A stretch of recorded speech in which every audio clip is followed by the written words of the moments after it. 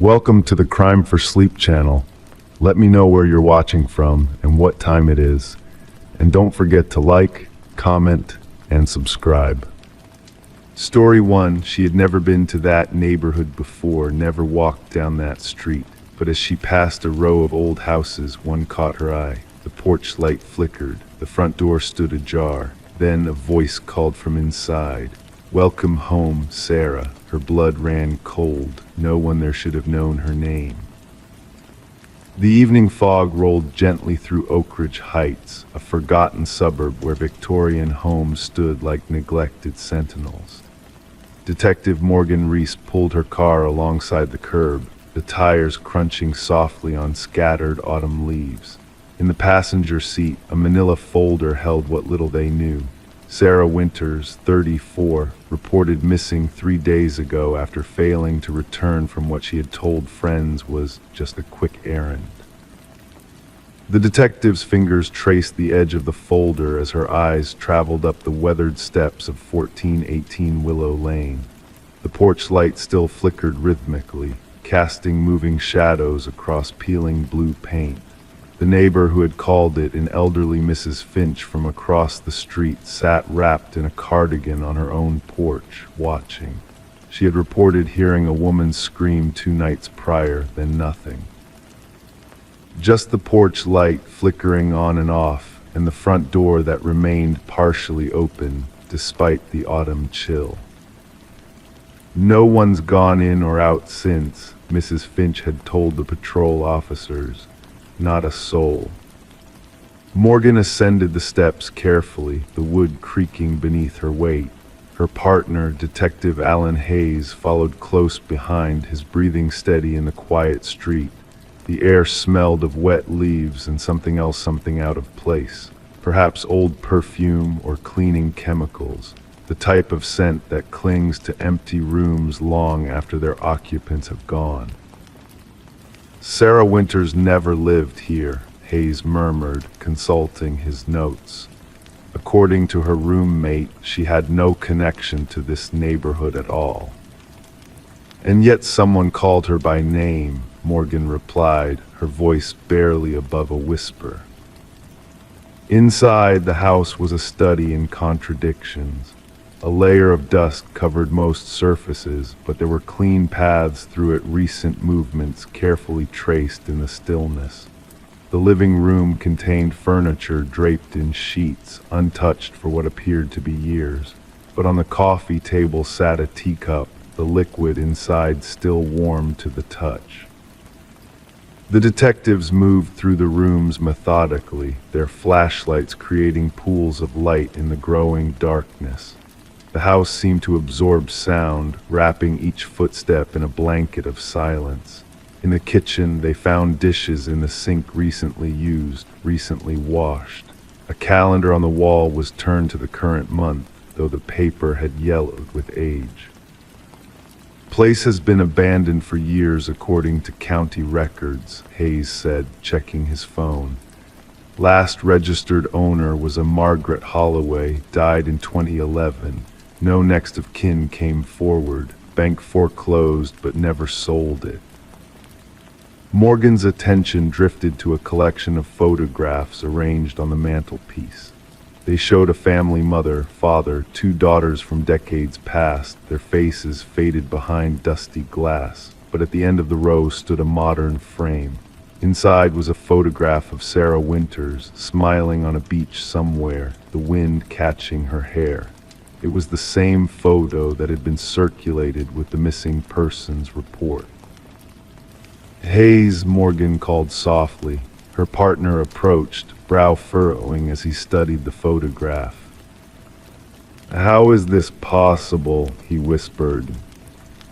The floorboards above them creaked, a gentle sound like someone shifting their weight from one foot to another.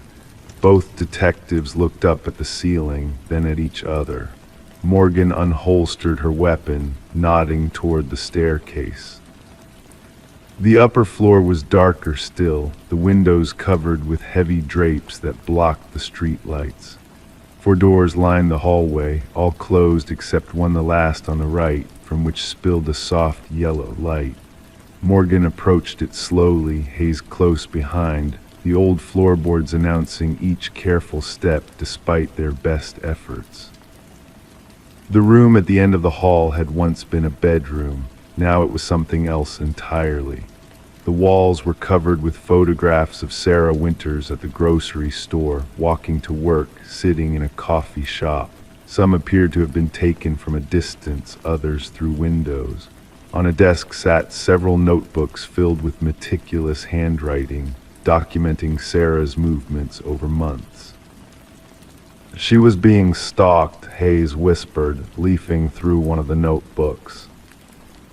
Morgan moved deeper into the room, her flashlight beam landing on a tape recorder. A small red light indicated it was still recording. Next to it lay a device that altered voice pitch, the kind used by prank callers or people wishing to disguise their identity. When Morgan pressed play on the recorder, a distorted voice filled the room. "Welcome home, Sarah." The voice matched what the missing woman's friend had described the last call Sarah had received before disappearing. A call that had apparently lured her to this address, to this house where someone had been watching, waiting, preparing. In the corner of the room, a closet door stood slightly ajar. Morgan approached it slowly, the floorboards sighing beneath her feet. The small space inside held only women's clothing, all in Sarah's size, all matching items from the photographs. At the back of the closet, something glinted in the beam of the flashlight. A hand mirror, its surface cracked but clean, propped against the wall as if someone had been looking at their reflection only moments before. The detectives searched the house until dawn, but found no trace of Sarah Winters, no blood, no signs of struggle. Just the evidence of someone who had studied her life with obsessive detail, who had called her by name and brought her to this forgotten house. The basement door was locked, its key missing. When they finally broke it open, they found only empty preserving jars and old gardening tools covered in cobwebs. 3 weeks later, Sarah Winters walked into a police station 2 counties over. Her clothes were clean, her hair freshly cut. She had no memory of where she had been or what had happened after she heard her name called from inside the house. The medical examination showed no signs of injury or assault, only a small, healing incision behind her left ear, so precise it was almost invisible. The house on Willow Lane was searched again, more thoroughly this time, but the room with the photographs had been emptied. The notebooks, the voice recorder, the clothes in the closet all gone. Only the cracked mirror remained, still propped against the back wall of the empty closet. Sarah Winters moved away soon after, changing her name and leaving no forwarding address. Detective Morgan Reese continued to visit the house periodically, drawn by something she couldn't explain. Sometimes, sitting in her car outside, she would see the porch light flicker on, though the electricity had long been disconnected. And sometimes, in the depths of night, she thought she could hear voices drifting from the open windows, conversations between people who sounded exactly alike. The case remains officially open, filed under unexplained circumstances. In her personal notes, kept separate from the official record, Detective Reese wrote only one thing: the mirror was clean because someone had been using it, someone who needed to practice becoming Sarah.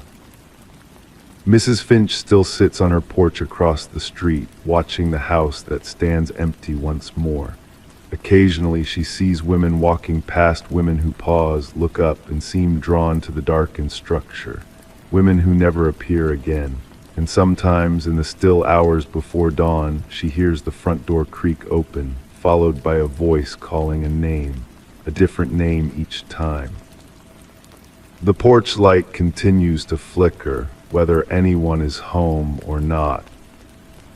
Story 2. The nurse had seen patients act strangely before, but this one was different. He never spoke, never moved. He just sat in his hospital bed, gripping a pen, staring at the wall. When she checked on him that night, his bed was empty. On the bedsheet, written in shaky handwriting, was a single sentence: "He's in the vents." At Lakeside Memorial Hospital, night shifts carried a particular quality of stillness. The fluorescent lights hummed softly overhead, casting everything in a pale, clinical glow that flattened shadows and dulled colors. Nurse Sarah Delgado had worked these corridors for 15 years, her rubber-soled shoes squeaking faintly against the linoleum as she made her rounds. She knew every sound the building made: the periodic sigh of the heating system, the distant ping of elevator doors, the occasional rustle of papers at the nurse's station. The patient in room 412 had been admitted 3 days earlier. The chart identified him as Thomas Mercer, age 54, suffering from an unspecified nervous condition. His medical history was surprisingly sparse: a few minor surgeries, nothing that explained his current state. What struck Sarah most was his stillness. While other patients fidgeted, complained, or called for assistance, Thomas simply sat, his posture rigid, eyes fixed on the blank wall opposite his bed. The ballpoint pen never left his right hand, though he never wrote anything in Sarah's presence. Dr. Allen, the attending physician, had noted Thomas's unresponsiveness but found no physical cause. "Psychological trauma," he'd murmured, flipping through the chart. "Let's see if the new medication helps. Call me if there's any change." That night the hospital seemed quieter than usual. The storm that had battered the windows earlier had passed, leaving behind a heavy silence. Sarah checked her watch too: 17 a.m., time for her rounds. She gathered her clipboard and made her way down the corridor, checking each room with practiced efficiency. When she reached room 412, she paused. The door was ajar, which was unusual. She distinctly remembered closing it after administering Thomas's medication at 10 p.m. She pushed it open slowly, her fingers lingering on the cool metal handle. The bed was empty. The sheets were rumpled and pulled back as if someone had left in a hurry. Sarah's pulse quickened slightly as she scanned the small room. The bathroom door stood open, the space beyond dark and unoccupied. Thomas's few personal belongings, a worn leather wallet, a pair of reading glasses, remained untouched on the bedside table. Sarah was about to turn and call for assistance when she noticed the writing. There, on the white sheet where Thomas's head had rested, was a single sentence scrawled in uneven letters: "He's in the vents." The pen that had been Thomas's constant companion lay discarded on the floor, its blue ink still wet on the fabric. Sarah stood very still, listening. The hospital's ventilation system continued its steady, mechanical breathing. Nothing seemed out of place, and yet everything felt wrong. Hospital protocol for missing patients was clear. Sarah notified security, who initiated a search of the building. Detective Marcus Reed arrived shortly after dawn, his notepad already open as he entered the room. He was a tall man with prematurely gray hair and eyes that seemed to catalog every detail they encountered. "Tell me about Mr. Mercer," he said, his voice quiet but authoritative. "What exactly was his condition?" Sarah explained what little she knew. Thomas had been brought in by ambulance 3 days earlier, found wandering on the highway shoulder in the rain. He hadn't spoken since arrival, hadn't responded to questions or stimuli. The only thing he'd shown any interest in was the pen he'd kept clutched in his hand. "And the message?" Reed asked, studying the rumpled bedsheet. "What do you make of it?" Sarah shook her head. "I don't know, it didn't make sense to me." Reed nodded thoughtfully. "Has anyone checked the ventilation system?" The maintenance staff was called in. The hospital's ventilation network was extensive metal arteries that wound through the building, connecting every room, every corridor. The chief engineer, a man named Grayson who had worked at Lakeside for over 2 decades, arrived with blueprints and a troubled expression. "These old systems," he explained, spreading the plans on a table in the administrative office. "They're more complex than you'd think. Some of the shafts are wide enough for a person to move through, especially in the older wing where room 412 is located." Reed traced a finger along the blueprints. How would someone access the system? Grayson pointed to several locations, maintenance panels mostly, but some of the older rooms have direct vents that could be removed with the right tools. The search began methodically. Security personnel and maintenance staff inspected every accessible portion of the ventilation system. They found nothing until late afternoon when a maintenance worker called out from the hospital's east wing.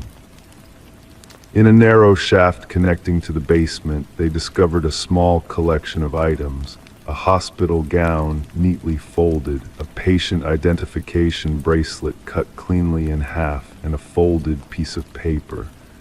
On it, in the same uneven handwriting, "He's been here for years, in the walls, in the vents, watching." Detective Reed expanded the search to include the hospital's entire infrastructure: pipes, crawl spaces, storage areas. The building was old, with sections dating back to the 1940s. There were spaces forgotten by time, sealed off during renovations, existing only in outdated blueprints. As the investigation continued, Sarah began to notice things. Small things that might have gone unnoticed before: ceiling tiles slightly askew, unusual drafts in closed rooms, the occasional metallic tapping that seemed to follow no pattern. On the 3rd day of the search, Reed requested to see Thomas Mercer's complete medical history. What arrived was troubling. There was no record of Thomas Mercer beyond his admission 3 days ago. No social security number that matched his name and age. No previous medical history in any database. "Who is he?" Sarah asked, staring at the sparse file. Reed didn't answer immediately. Instead, he pulled out a photograph. This was taken from the hospital's security cameras 2 weeks ago, before Mr. Mercer was admitted. The image showed a grainy view of the hospital's rear entrance. A figure stood just at the edge of the frame, partially obscured by shadow. Though the face wasn't clear, the posture was unmistakable, the same rigid stance Sarah had observed in room 412. "He was here," Reed said quietly, "watching the hospital, but why?" The answer came unexpectedly from the hospital's archives. A young clerk tasked with searching old records discovered a personnel file from 1978. It belonged to a maintenance worker named Thomas Mercer who had disappeared during his shift. The official report listed him as having abandoned his post, but a note in his file, written by his supervisor, suggested something stranger. Claimed to hear voices in the ventilation system, increasingly paranoid. Requested transfer to day shift. There was no record of what had happened to him after his disappearance. No death certificate, no further employment history. Thomas Mercer had simply vanished. 3 days after the start of the investigation, with no trace of the missing patient, Detective Reed made a decision. Using specialized equipment, they began to scan the hospital's walls and floors, looking for anomalies in the building's structure. In the basement, beneath the oldest part of the hospital, they found something. A section of wall that didn't appear on any blueprint, with a crawl space behind it that led deeper into the foundation. The opening was small, just large enough for a person to squeeze through. Detective Reed led the way, flashlight in hand. The space beyond was narrow, the air stale and thick with dust. The beam of light cut through darkness, revealing a crude living space, a thin mattress, empty food containers, clothing, and covering every available surface, writing the same uneven script from the hospital bed. The words repeated the same themes. He watches, he listens, he lives in the walls. They found no sign of Thomas Mercer, neither the patient nor the long-missing maintenance worker, but they did find something else, a hospital ID badge, faded but still legible, bearing the name and photograph of a doctor. Dr. James Allen, the same Dr. Allen who was currently the attending physician on Thomas Mercer's case. The photograph showed a much younger man, but the resemblance was unmistakable. According to the badge, Dr. Allen had worked at Lakeside Memorial in 1978, the same year Thomas Mercer had disappeared. When they went to question Dr. Allen, his office was empty. His personal belongings were gone. The hospital administration had no record of him leaving, no resignation letter. His personnel file contained only recent information, nothing dating back beyond 5 years. In the days that followed, the hospital conducted a thorough sweep of its facilities. No trace of either Thomas Mercer or Dr. Allen was found. Security was increased, ventilation systems were secured, and the hidden space in the basement was sealed off. But sometimes on quiet nights when the hospital settles into its routine hush, the nurses on the night shift report hearing faint sounds in the walls, the soft scratch of pen on paper, the whisper of movement in the vents, and occasionally a door left slightly ajar as if someone had just passed through. Sarah Delgado requested a transfer to the day shift. She was granted it without question. But before she left the night shift behind, she checked room 412 one last time. The room was empty, freshly cleaned and prepared for a new patient. As she turned to leave, a slight movement caught her eye, a ceiling vent, its metal grill shifting ever so slightly, as if disturbed by something more than just the passage of air. Story 3, she booked the last available room online, desperate for a place to stay. The concierge handed her a key without a word. The hallway was empty, the lights dim, but when she tried to check out the next morning, the receptionist frowned. "Ma'am, that room doesn't exist." The disappearance of Eliza Thornton was first noticed on a Tuesday morning in late October, when the autumn light filtered through the half-bare trees surrounding the Blackwood Hotel. Detective Sarah Reeves stood in the hotel's grand lobby, her fingers tracing the spine of her worn leather notebook as she observed the receptionist's confused expression. The young man behind the counter kept insisting that room 712 simply wasn't part of the hotel's floor plan, yet Eliza's credit card had been charged for exactly that room 3 nights prior. The lobby of the Blackwood Hotel carried that particular scent unique to historic buildings, a gentle mixture of old wood, faint lavender cleaning solution, and the whisper of thousands of conversations that had taken place within its walls over decades. As Detective Reeves waited for the hotel manager to arrive, she studied the framed black and white photographs that lined the wall behind the reception desk. Each displayed the hotel at different periods in its 80-year history, from its grand opening in 1937 to various renovations throughout the decades. "Detective, I'm Martin Wells, the hotel manager."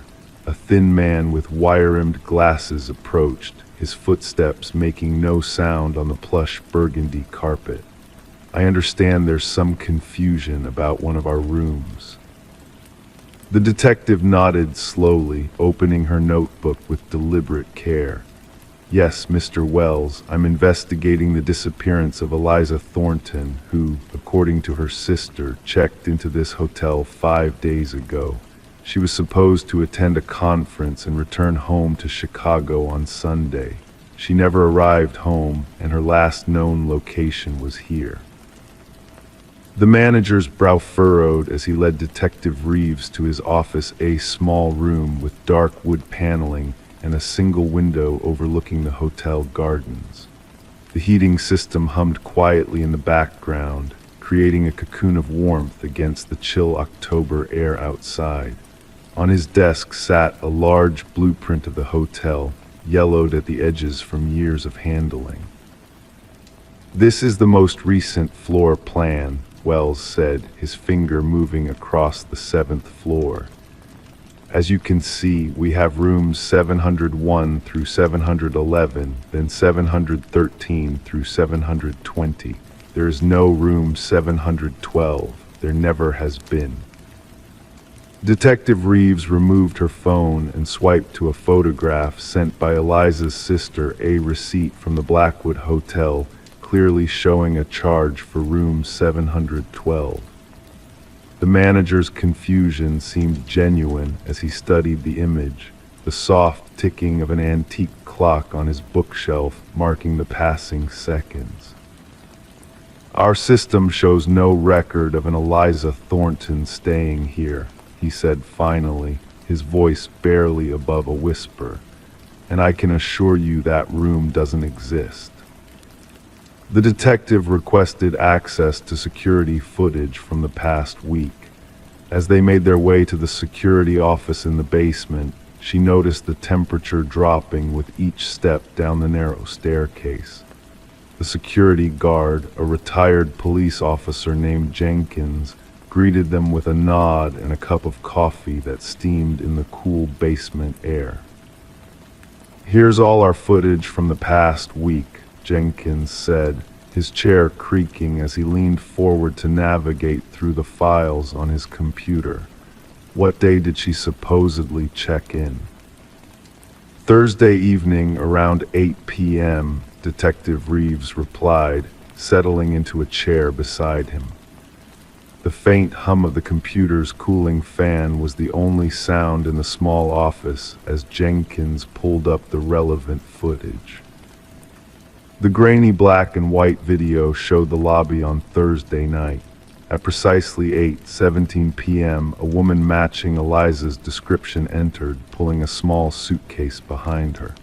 They watched as she approached the front desk, spoke briefly with a concierge not the same one working today, and received a key. The security footage followed her to the elevator, but strangely, there was no camera footage of the 7th floor hallway. "That's odd," Jenkins muttered, scrolling through the available camera feeds. "We should have coverage of all hallways." Detective Reeves felt a slight chill run down her spine that had nothing to do with the basement's temperature. Is there any footage of her leaving the hotel at any point after checking in? Jenkins meticulously checked every exit camera for the following days. There was no sign of Eliza Thornton leaving the Blackwood Hotel. The investigation led Detective Reeves back to the 7th floor. Standing in the elegantly decorated hallway with its muted sconce lighting and patterned carpet, she counted the doors. Room 711 was followed immediately by 713, with no gap where room 712 should have been. She ran her fingers along the floral wallpaper between the two rooms, feeling nothing unusual, no hidden door, no indication of a sealed entrance. As she stood contemplating, an elderly housekeeper pushing a cleaning cart approached. The soft squeaking of the cart's wheels on the carpet broke the silence of the otherwise empty hallway. "Excuse me," Detective Reeves said gently. "Have you worked here long?" The woman Gloria, according to her name tag, nodded, her gray hair bobbing slightly with the movement. 37 years this December. Has there ever been a room 712 on this floor? Gloria's hands, spotted with age, tightened around the handle of her cart. For several long moments she said nothing, her eyes fixed on a point somewhere beyond the detective's shoulder. "Gloria," Detective Reeves prompted softly. "We don't talk about that room," Gloria finally whispered, her voice barely audible. "Not since what happened in 1985. Over a cup of tea in the empty hotel restaurant, Gloria gradually revealed the story that had become something of an urban legend among the hotel's long-term staff. In 1985, a guest had reportedly died in room 712, a wealthy businessman whose death was ruled a suicide. Shortly afterward, the hotel underwent renovations, and room 712 was sealed off, removed from the floor plan, and effectively erased from the hotel's official records. "But the room is still there?" Detective Reeves asked, watching the steam rise from her untouched tea. Gloria's eyes darted around the restaurant before she leaned forward. "Some say it is. Some say it appears only to certain guests, those who are similar to him in some way." Detective Reeves returned to the 7th floor with the hotel's maintenance supervisor, who reluctantly agreed to take measurements of the hallway and the adjoining rooms. The results confirmed what the detective had begun to suspect: there was indeed space unaccounted for between rooms 711 and 713, approximately the size of a standard hotel room. "There could be a sealed room," the supervisor admitted, tapping the wall with his knuckles. "These old hotels have all sorts of quirks. Rooms get sealed up during renovations, especially if there's asbestos or structural issues." With a search warrant in hand by that evening, Detective Reeves supervised as the maintenance team carefully began removing a section of wallpaper between rooms 711 and 713. Behind it, they found a door painted over and sealed shut, but unmistakably a door with the faded outline of the numbers 712 still visible beneath layers of paint. The door, when finally opened, revealed a hotel room frozen in time. A layer of dust covered every surface, but otherwise the room appeared to be in perfect condition, as if prepared for a guest. The bed was made with the same burgundy and gold bedspread used by the hotel decades ago. A vintage rotary phone sat on the nightstand. The curtains were drawn closed over a window that, from the outside of the building, didn't appear to exist. There was no sign of Eliza Thornton or her belongings. As Detective Reeves carefully documented the room, photographing each element, she noticed something unusual about the mirror above the dresser. Unlike the rest of the room, it was completely free of dust. When she approached it, she could have sworn she saw movement within its reflection, not her own image, but something else, something just beyond the edge of perception. The hotel records, when thoroughly examined, revealed a pattern that had gone unnoticed for years. Every few years, a guest would check into a room that officially didn't exist and subsequently disappear. The transactions were always deleted from the system afterward, yet the credit card charges remained digital ghosts in the financial records. More disturbing was what Detective Reeves found in the bottom drawer of the dresser in room 712, a collection of personal items spanning decades.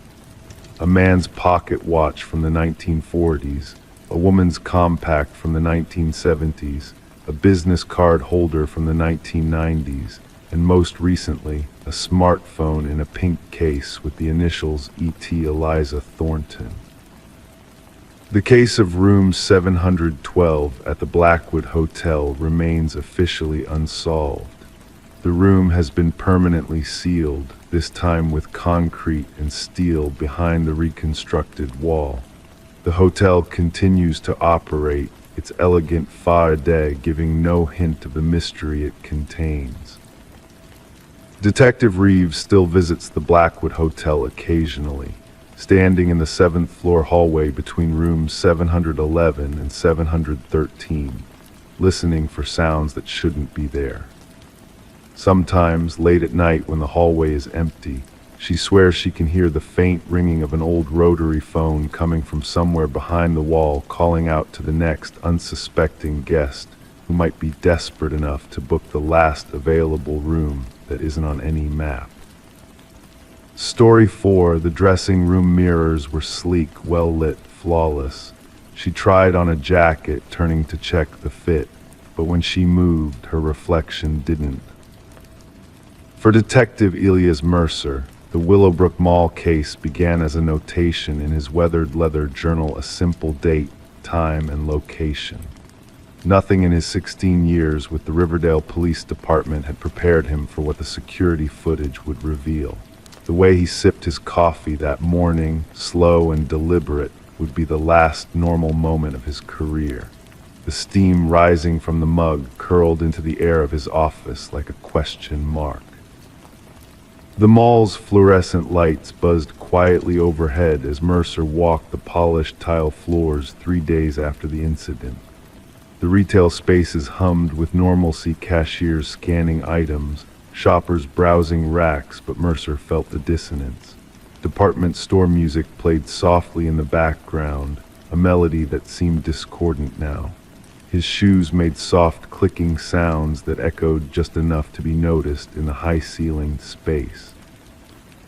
She came in around 6:25 p.m., the store manager explained, her voice hushed as if speaking too loudly might resurrect the strange events. Walked straight to the women's section, browsed for maybe 10 minutes, nothing unusual. The security footage had been analyzed frame by frame. Vanessa Porter, 32, elementary school teacher, entered the store at exactly 6:24 p.m.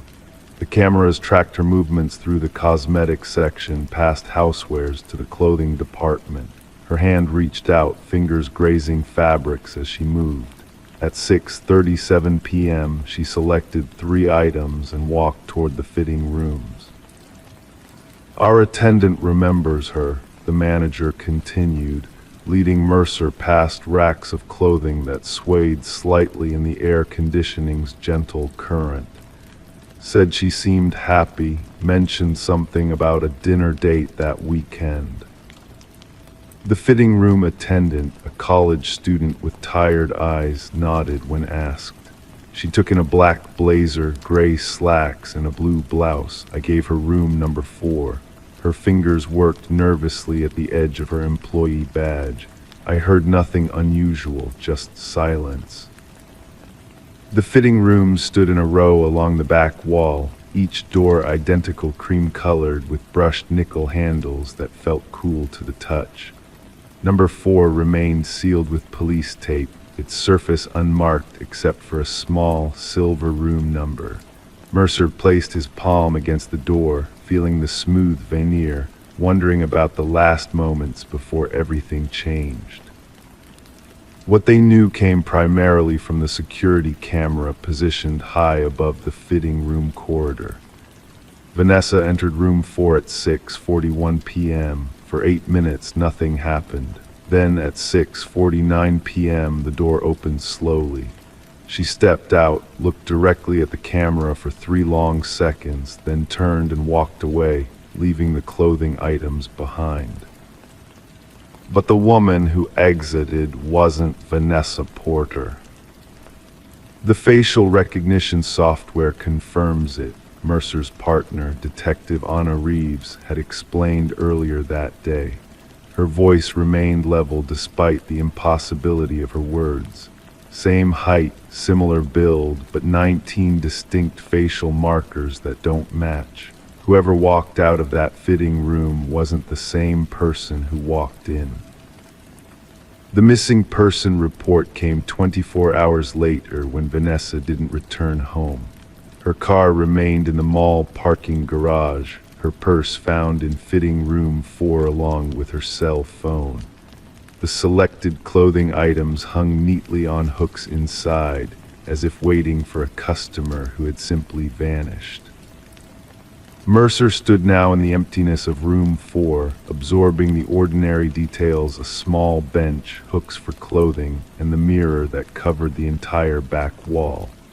He studied his own reflection, the tired lines around his eyes, the silver threading through his dark hair. Something about the mirror drew him closer. He placed his fingertips against the cool glass surface. "We've tested it," the forensic technician had told him. "Standard glass with aluminum backing, nothing unusual in the composition." Yet something was unusual. The store's security logs showed no one entering fitting room 4 before Vanessa that day. The mall's master camera system recorded no one unusual entering or leaving the building. The woman who exited, who was not Vanessa, disappeared into a blind spot in the camera coverage and was never seen again. 3 weeks into the investigation, they discovered the first connection. 2 years earlier, in a mall 50 miles away, another woman had vanished from a fitting room. The security footage showed her entering but never leaving. Instead, someone else walked out, someone wearing her clothes, carrying her bag, but with a face that didn't match. That woman had also disappeared without a trace. "It's impossible," Reeves said over coffee one morning, her eyes red-rimmed from reviewing footage for the dozenth time. "People don't just vanish, and they certainly don't get replaced." But the evidence suggested exactly that. Mercer began collecting cases, 5 in total, spread across 3 states spanning 7 years. Always a fitting room, always a woman alone, always someone else walking out. The mirrors became his obsession. He visited each location, standing in fitting rooms where women had disappeared, staring into glass that reflected nothing unusual back at him. Standard tests revealed nothing abnormal about the mirror's composition, yet Mercer couldn't shake the feeling that something lurked behind the reflective surface, something watching, waiting. In the 6th month of the investigation, they caught a break. A facial recognition hit identified the woman who had walked out of fitting room 4. Erin Maxwell, reported missing 3 years earlier from a small town in Oregon. She had vanished from Mercer, felt a chill run through him as he read the report, a department store fitting room. The pattern began to emerge like a photograph slowly developing. A woman disappears. Years later, her face resurfaces as she exits another fitting room while someone new vanishes. A chain of disappearances and reappearances stretching back further than their database could track. Mercer returned to fitting room 4 late one evening after the store had closed. The manager let him in reluctantly, watching with concerned eyes as he carried in his equipment cameras with thermal imaging, electromagnetic field detectors, and a simple chair. "I'll need to be alone," he told her, "all night if possible." When the door closed behind him, Mercer set up his devices, positioned the chair 3 feet from the mirror, and sat down. The room felt smaller at night, the silence heavier. For hours, he watched his reflection, noting every blink, every shift in posture. At 2:17 a.m., as his eyes grew heavy, he noticed a microsecond delay between his movement and his reflection's response. He blinked. His reflection blinked a fraction too late. Heart pounding, Mercer stood and approached the mirror. His reflection matched him step for step now, but something had changed. The eyes watching him held a different quality, observant, calculating. He raised his hand to touch the glass. His reflection raised its hand too, but stopped just short of meeting his fingertips at the surface. The police report would later state that Detective Elias Mercer was found unconscious in fitting room for the following morning. The security footage showed nothing unusual, just Mercer entering and Mercer leaving 7 hours later. He recovered in the hospital with no memory of what had occurred after 2:17 a.m. The case remained open but inactive. Vanessa Porter was never found. The woman wearing her face never resurfaced. Detective Mercer requested transfer to a different department and refused to discuss the case again.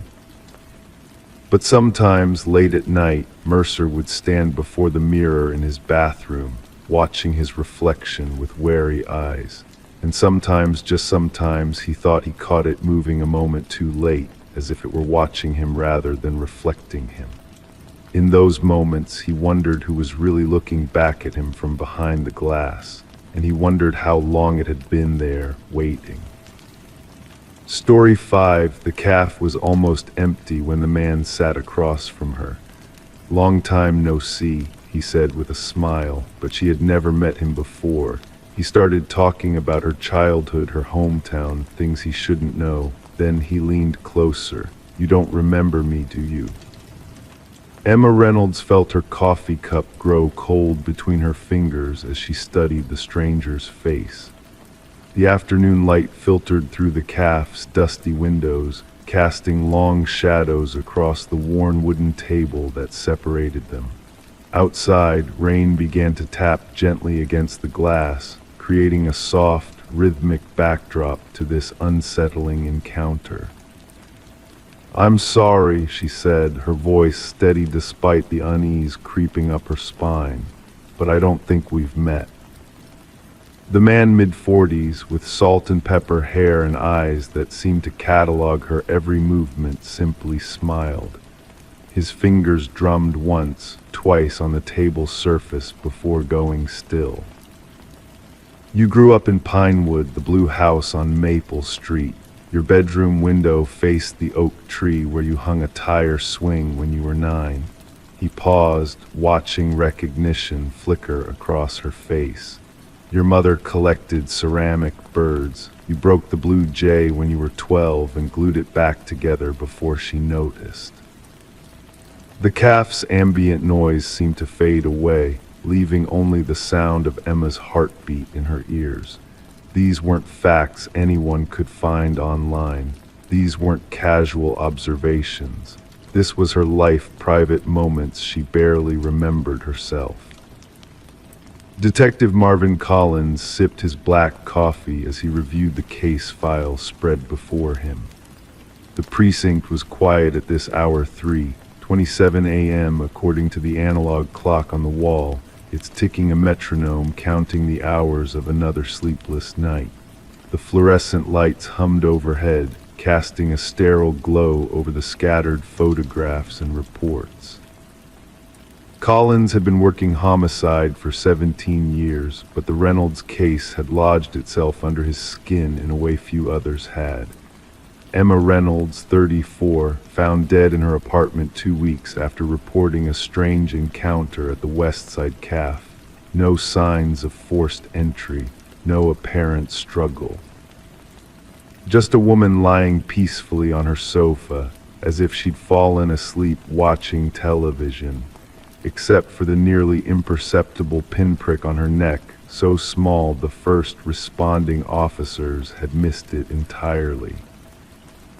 He ran his finger over the cafe's surveillance photo, grainy and off-angle, showing Emma at a corner table.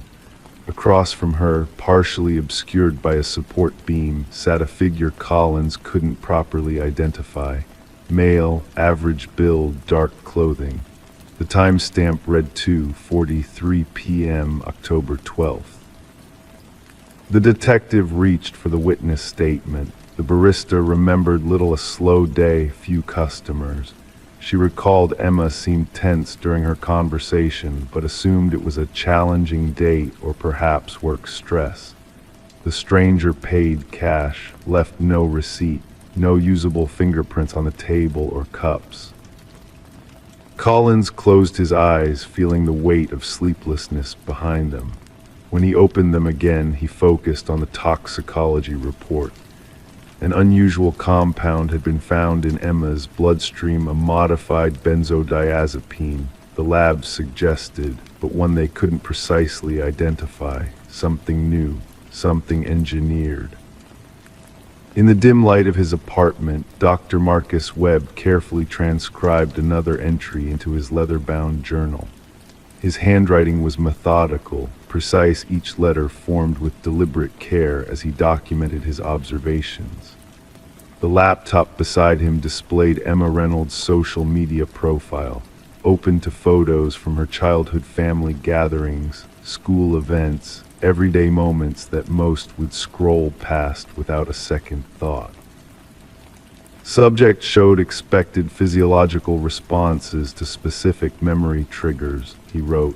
Pupil dilation, micro-expressions of surprise, increased respiratory rate.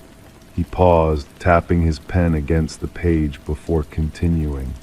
Subject did not recognize me despite our previous encounters. Memory suppression protocol remains effective. Webb had first noticed Emma 16 years ago, a psychology student who had written a remarkably insightful paper on memory formation and trauma. He had been her professor for just one semester before accepting a position with a private research foundation, but something about her understanding of the human mind had resonated with him. She had unknowingly become the perfect subject for his work. Their chance encounters over the years had been carefully orchestrated. A conference where he presented and she attended. A grocery store in her neighborhood where he appeared to shop. Brief moments where he observed her, tested small triggers, and withdrew before recognition could form. Each interaction meticulously documented, each response analyzed. As the weeks passed, Detective Collins found himself returning to the cafe where Emma had met the stranger.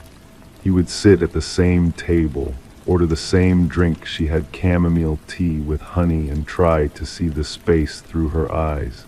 What had she noticed? What had she felt as the stranger revealed his impossible knowledge?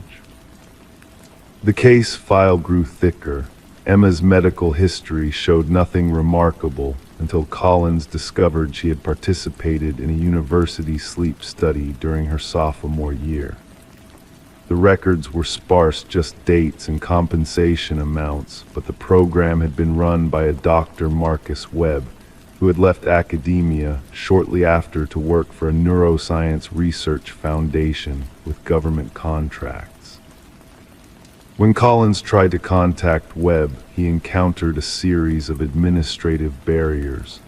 The foundation confirmed Webb had worked there but had retired 3 years ago. No current contact information available. His former colleagues described him as brilliant but intensely private. No one seemed to have kept in touch. Emily, the department's newest tech specialist, who made the connection. "I found something," she said, placing a folder on Collins' desk one morning. Inside were printouts showing GPS data from Emma's phone over the past 5 years. "Look at these locations. Every few months she visited places she had no apparent reason to be. A conference center where she wasn't registered for any event. A library across town when there's one in her neighborhood. A cafe 40 minutes from her apartment." Collins spread the maps across his desk, seeing the pattern emerge. She was being followed. "Or led," Emily suggested quietly. Dr. Webb knew his experiment was nearing its conclusion. For years, he had been testing the boundaries of memory manipulation, not erasure, which was crude and unreliable but subtle rewiring, creating blind spots in a subject's perception that would allow someone to remain literally unseeable despite multiple encounters. The military applications were obvious, but Webb's interest had always been more fundamental.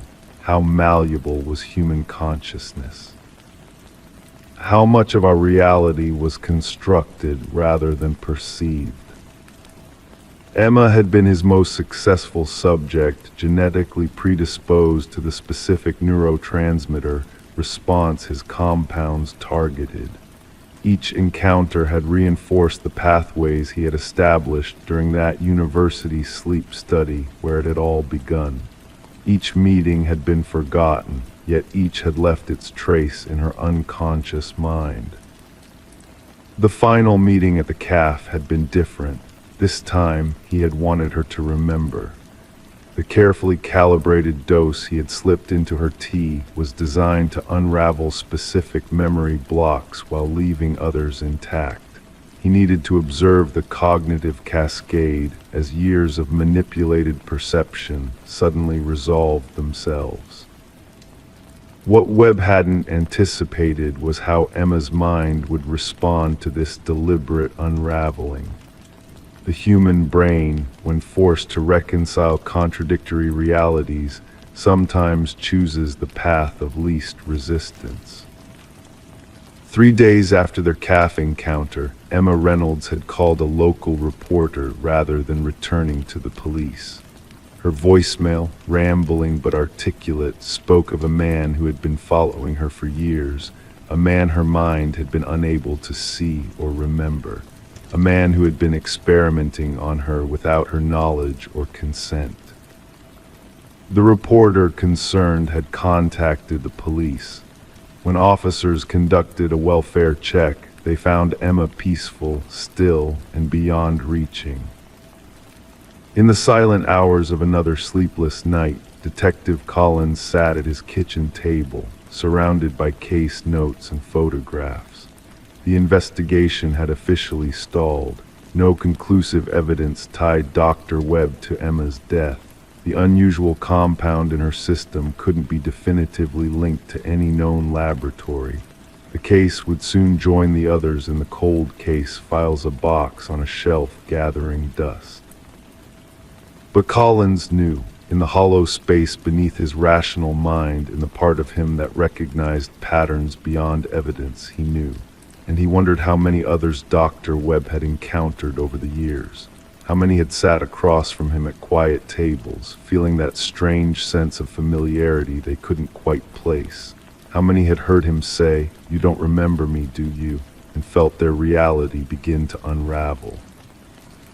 He sipped his cold coffee and watched the night press against his windows, suddenly aware of how little he actually knew about the strangers who passed through his life, and how impossible it was to truly know if his memories were entirely his own.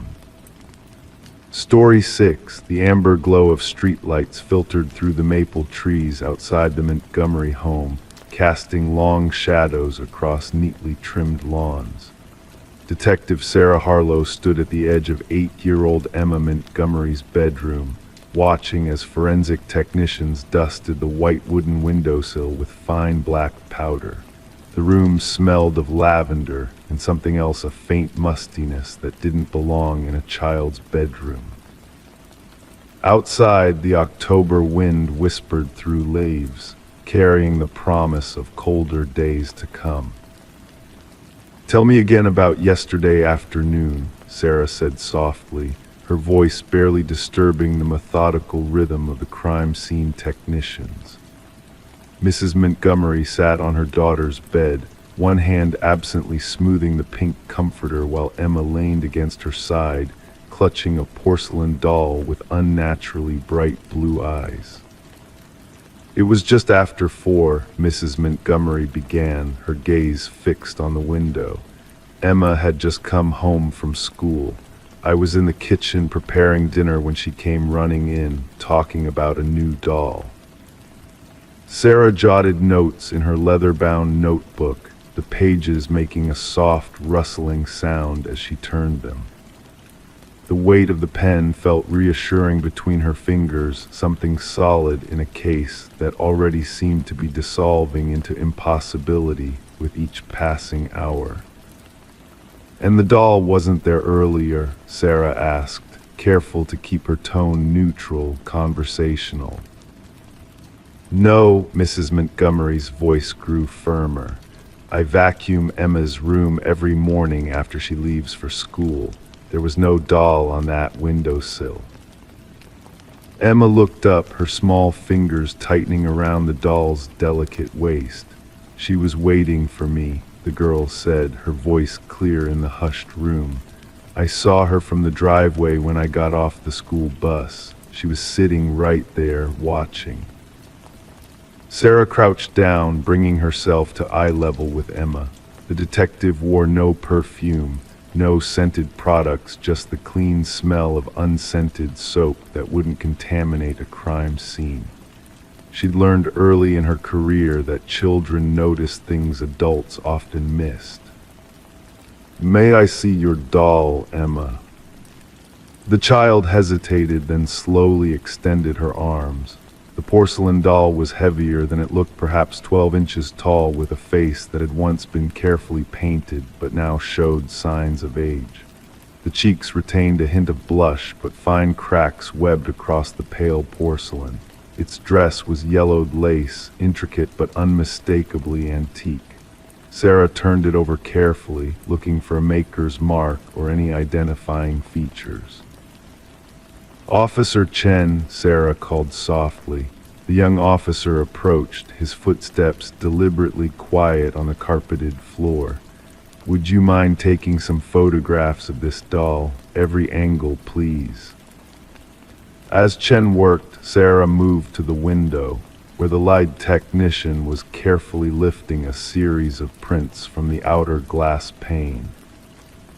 "Anything?" she asked. "Yes and no," the technician replied, his voice a practiced monotone. "We have several partial prints on the outside of the glass. Someone definitely touched this window recently, but what's odd are these."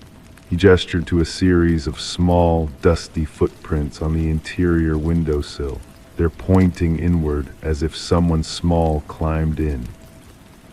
Sarah felt the familiar tightening in her chest that came with cases that didn't quite make sense. Any prints on the grass or flower bed outside? Nothing, ground's too dry to hold impressions.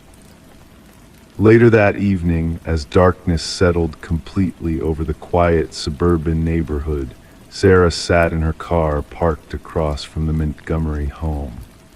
The windows were slightly fogged from her breath as she reviewed her notes under the dim glow of the car's interior light. The facts, such as they were, remained stubbornly contradictory. A porcelain doll had appeared on Emma Montgomery's windowsill sometime between 8:15 a.m. when Mrs. Montgomery vacuumed the room and 4:05 p.m. when Emma returned from school. The window had been closed and locked, according to Mrs. Montgomery.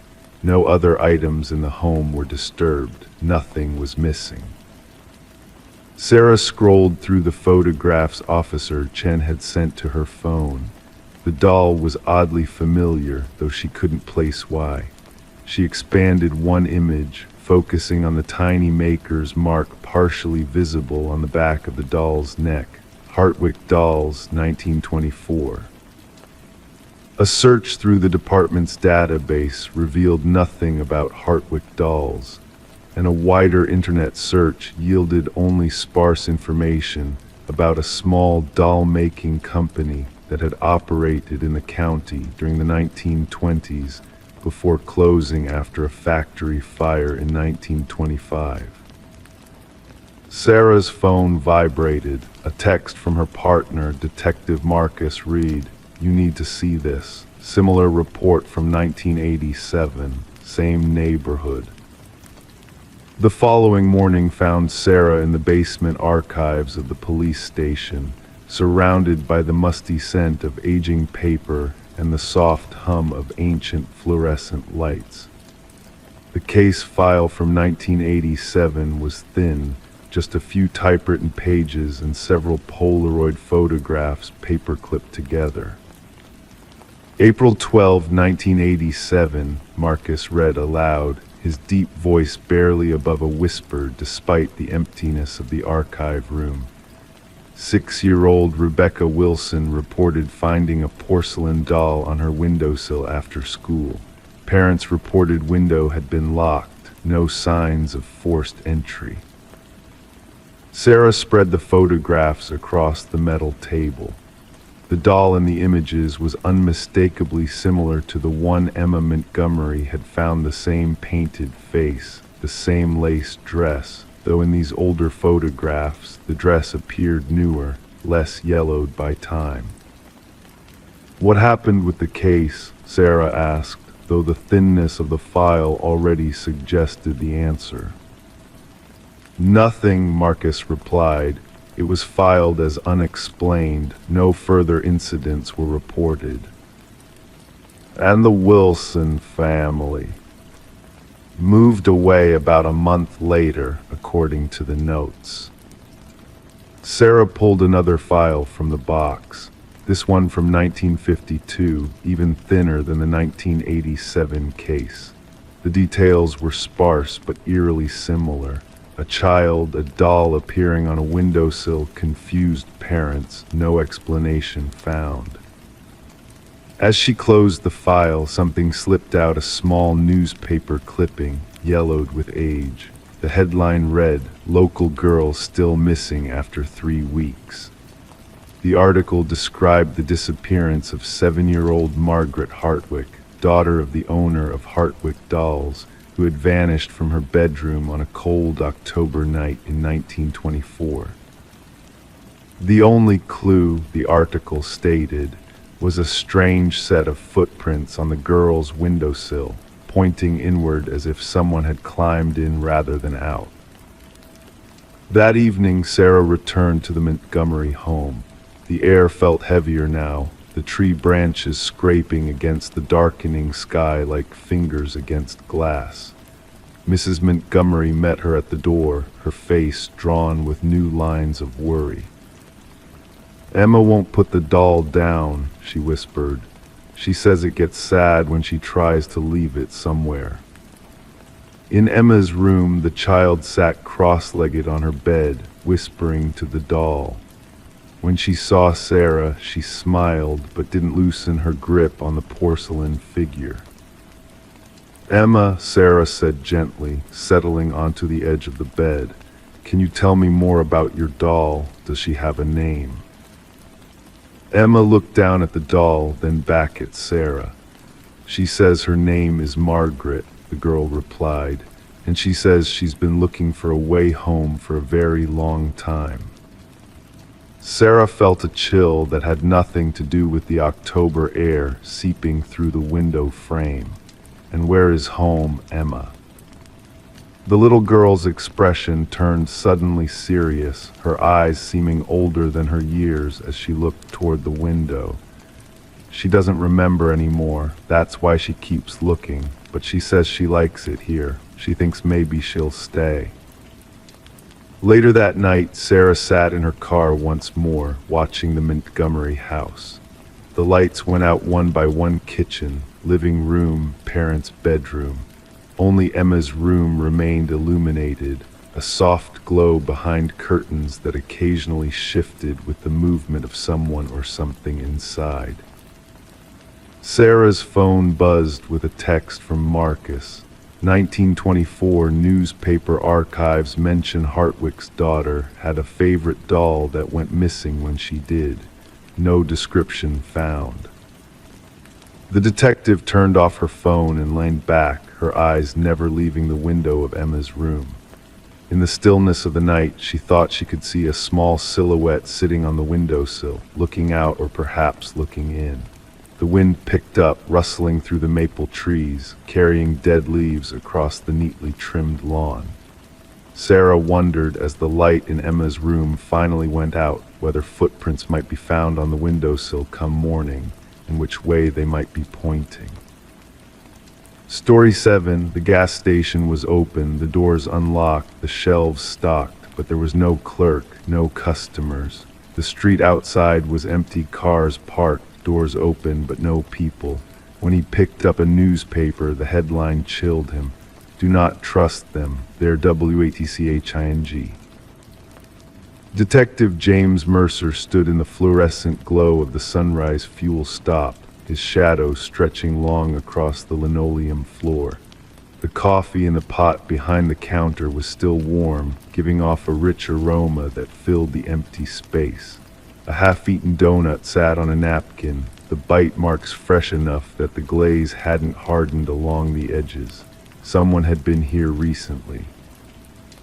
The radio behind the counter played softly, a gentle melody interrupted occasionally by static. Outside, the Montana wind whispered through the pines that surrounded the small town of Whisper Creek, population 743, or at least that had been the population until yesterday. Mercer had been called in from the state police after the local sheriff's office failed to respond to a series of increasingly concerned calls from neighboring communities. The town's sudden silence had been noticed first by a delivery driver who reported that no one had accepted his packages, despite open businesses and homes that appeared occupied. The detective's shoes made a soft squeak against the floor as he moved toward the newspaper rack. Each publication bore the same disturbing headline, printed in bold black letters: "Do not trust them. They're WATCHING." There was no article beneath it, just the headline, repeated on every page. He slipped on a pair of latex gloves, the snap echoing in the empty store. Carefully, he picked up the newspaper, feeling its weight normal, ordinary, but something about the print seemed off. Under the harsh fluorescent lights, he could see that the ink wasn't quite dry, smudging slightly against his gloved finger. Outside, the late afternoon sun cast long shadows across Main Street. Mercer stepped out, the bell above the door jingling cheerfully, incongruous with the eerie silence. A red pickup truck sat in front of the hardware store, its driver's door open, keys still in the ignition. The soft ping of the door ajar alert continued steadily, the only sound besides the wind. In the diner across the street, plates of food sat on tables, some with forks still stuck in half-eaten meals. Steam rose from coffee cups, visible through the windows. It was as if everyone had simply stood up and walked away in the middle of lunch. Mercer's radio crackled, making him jump despite his 20 years on the force. "Detective, we've got something at the school," came the voice of Officer Landry, one of the few who had accompanied him into Whisper Creek. "You should see this." The elementary school sat at the edge of town, a low brick building surrounded by a playground. The swings moved gently in the breeze, creating a soft, rhythmic creaking. Inside, the halls were silent, classroom doors open. On the walls, colorful artwork hung children's drawings of stick figures and houses with smoking chimneys. Landry stood in the gymnasium, his posture tense as he pointed to the basketball court. "It was like this when I came in." Written across the polished wood floor in what appeared to be white chalk were the words, "They look like US, but they are not US."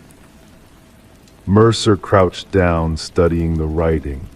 The chalk lines were perfectly straight, unnaturally so, as if created by a machine rather than a human hand.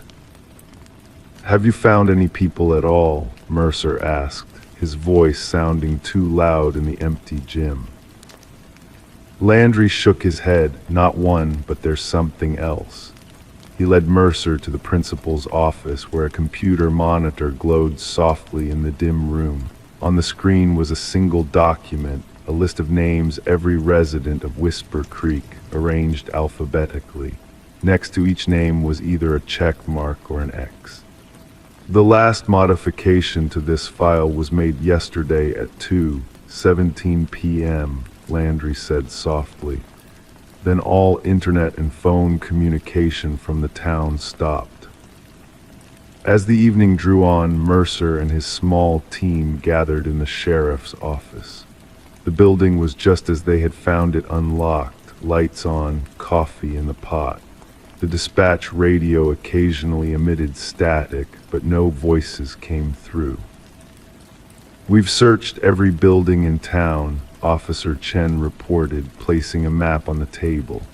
"No people, no bodies, no signs of struggle. It's like they all just walked away." Mercer nodded slowly, his mind working through the possibilities. Any clues about who they might be, the ones mentioned in the newspaper and the gymnasium. Chen shook her head. "Nothing concrete, but we found this in the mayor's office." She slid a manila folder across the table. Inside was a series of photographs taken from security cameras around town. They showed normal scenes: people shopping, children playing, cars driving past.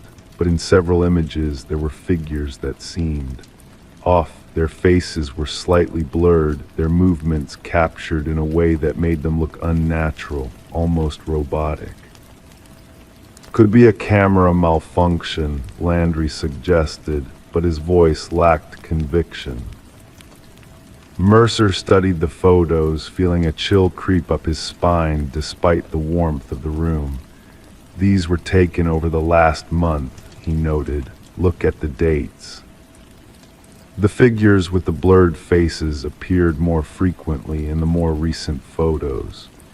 In the final image, taken just 2 days ago, nearly half the people captured had that same unsettling blur.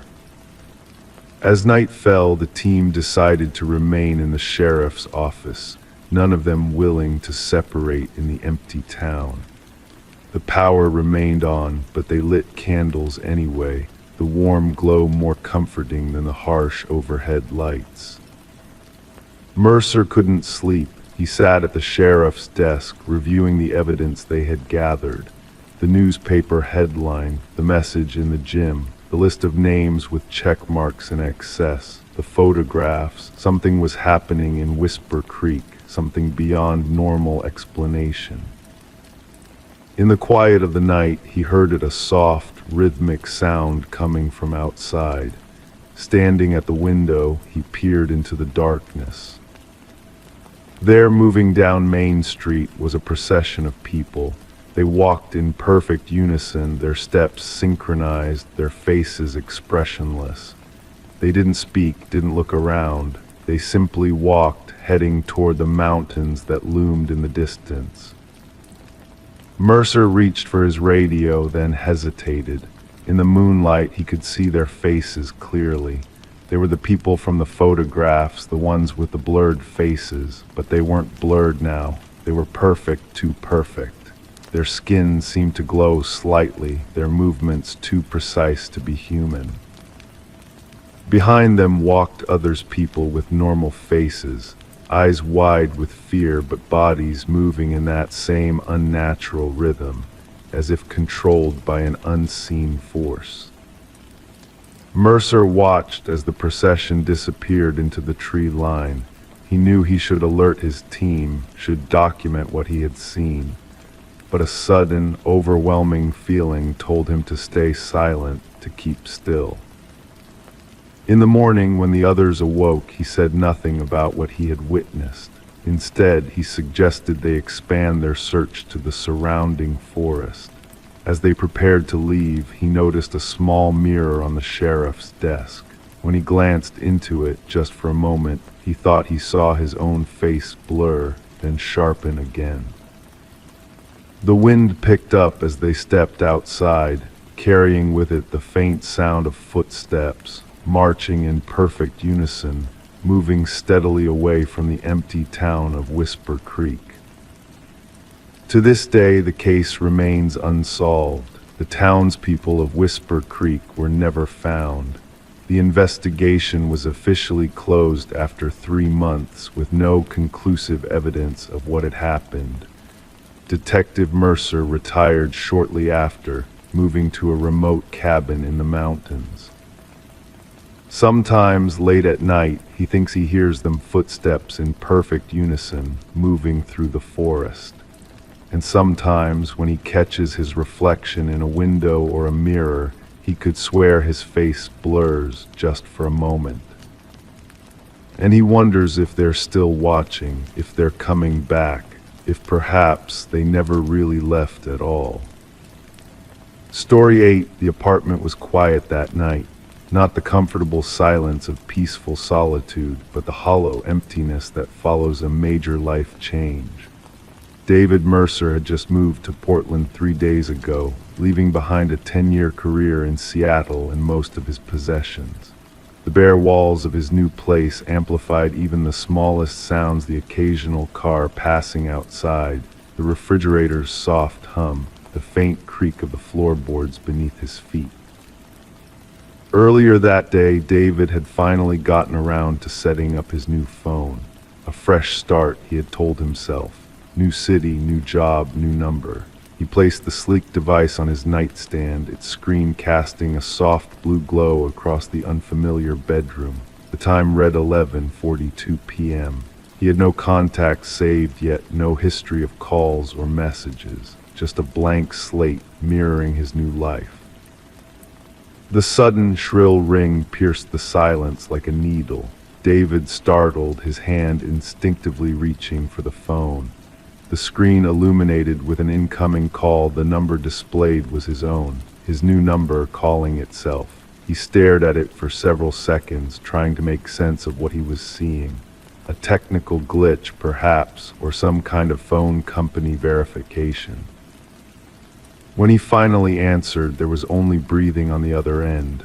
Slow, measured breaths that seemed to echo slightly, as if the caller stood in a small, empty room. David waited, listened, then finally spoke.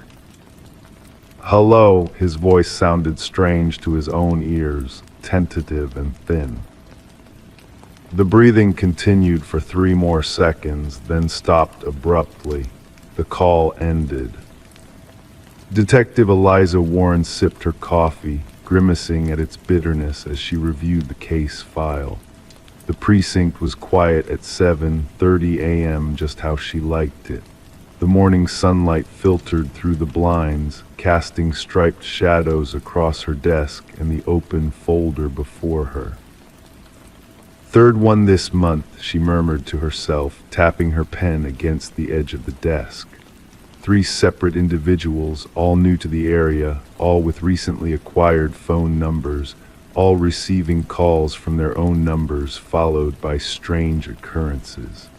What had begun as an odd technical anomaly had evolved into something far more disturbing. David Mercer's case was the most recent. After the strange call, he had gone to sleep, dismissing it as a fluke. But the next morning, he discovered a voicemail that had apparently been left during the night. The recording contained only static and what sounded like distant, indistinct voices. Then, 3 days later, David began receiving text messages from his own number, messages containing personal details about his daily routine, his new workplace, even what he had eaten for dinner the previous night. Warren flipped through her notes on the other cases. Marissa Chen, a graduate student who had moved to Portland 6 weeks ago, had experienced something similar.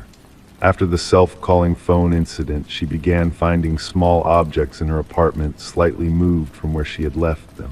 A coffee mug on the opposite side of the counter, a book placed spine down when she distinctly remembered closing it properly.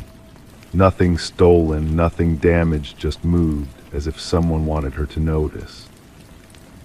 The third case involved Thomas Reeves, a recently divorced father of 2 who had relocated to be closer to his children.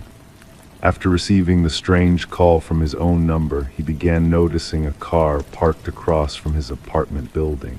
The same car, day after day, never with anyone inside. When police ran the plates, they came back registered to a man who had died 3 years earlier. Warren reached for her phone and dialed the number for the telecommunications expert she had consulted on the case. "Alan, it's Detective Warren. Have you made any progress on those signal traces? She listened intently as he explained his findings, her expression growing more troubled with each passing moment. According to Allen, the calls were not the result of a technical glitch or a simple spoofing technique. The signals were actually originating from the victims' own phones, but at times when the phones were demonstrably in their owner's possession. It was as if the phones existed in two places simultaneously, an impossibility that defied technical explanation. The detective's office grew warmer as the morning progressed. Warren removed her jacket, draping it over the back of her chair as she continued to piece together the puzzle. She studied the map she had pinned to her bulletin board, marking the locations of all three victims' residences. They formed a nearly perfect triangle across the city. "What am I missing?" she whispered, tracing the lines between the points with her finger. The door to her office opened, and her partner, Detective Marcus Holloway, entered with a grim expression. "We've got another one," he said, placing a new folder on her desk. Same pattern, new resident, new phone, call from their own number. Warren opened the folder to find a photo of a young woman with auburn hair and tired eyes. Sophia Davenport, 28, moved here from Chicago last week, Holloway explained. But there's something different about this one. She recorded the call. A chill ran down Warren's spine despite the warmth of the room. She recorded it. Holloway nodded, placing a small digital recorder on the desk. "Listen." Warren pressed play. At first, there was only the sound of breathing, just as the others had described. But then, faintly in the background, she could hear what sounded like a conversation. Multiple voices speaking quietly as if in another room. She leaned closer, straining to make out the words. "Connection established. Match the parameters with the next phase." The recording ended. Warren looked up at her partner, her coffee now cold and forgotten. "What are we dealing with here, Marcus?" "I don't know," he admitted, "but Sophia Davenport's apartment is here." He pointed to a spot on the map. Warren felt her stomach drop. The location completed a perfect square with the other three victims. As Warren and Holloway drove to Sophia's apartment, the detective's mind raced with possibilities.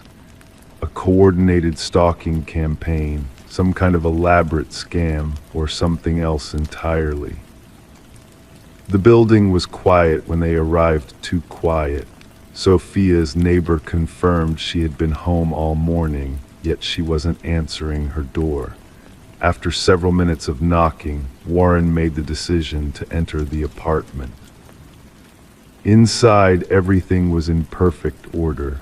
A half-empty coffee mug sat on the kitchen counter, still warm to the touch. Sophia's phone lay on the coffee table, its screen dark, but of Sophia herself there was no sign. Warren picked up the phone, examining it carefully. The screen lit up at her touch, displaying a notification, one new voicemail. With gloved hands, she accessed the voicemail and put it on speaker. The message began with the same breathing pattern they had heard before. Then a voice distorted. Neither distinctly male nor female spoke 6 words that made Warren's blood run cold. "The circle is complete. They're coming." The investigation continued for months. Forensic teams combed through each victim's apartment, finding no signs of forced entry, no evidence of struggle. Digital forensics experts examined their phones, discovering strange anomalies in the device's location data moments when the phones appeared to be in 2 places at once. All 4 victims remained missing, their disappearances a mystery that haunted Detective Warren day and night. She pored over the evidence, searching for patterns, connections, anything that might reveal what had happened to them. Then, exactly 3 months after the first disappearance, Warren received a call while working late at the precinct. The caller ID displayed her own number. For a long moment, she stared at the phone as it rang, her heart pounding in her chest.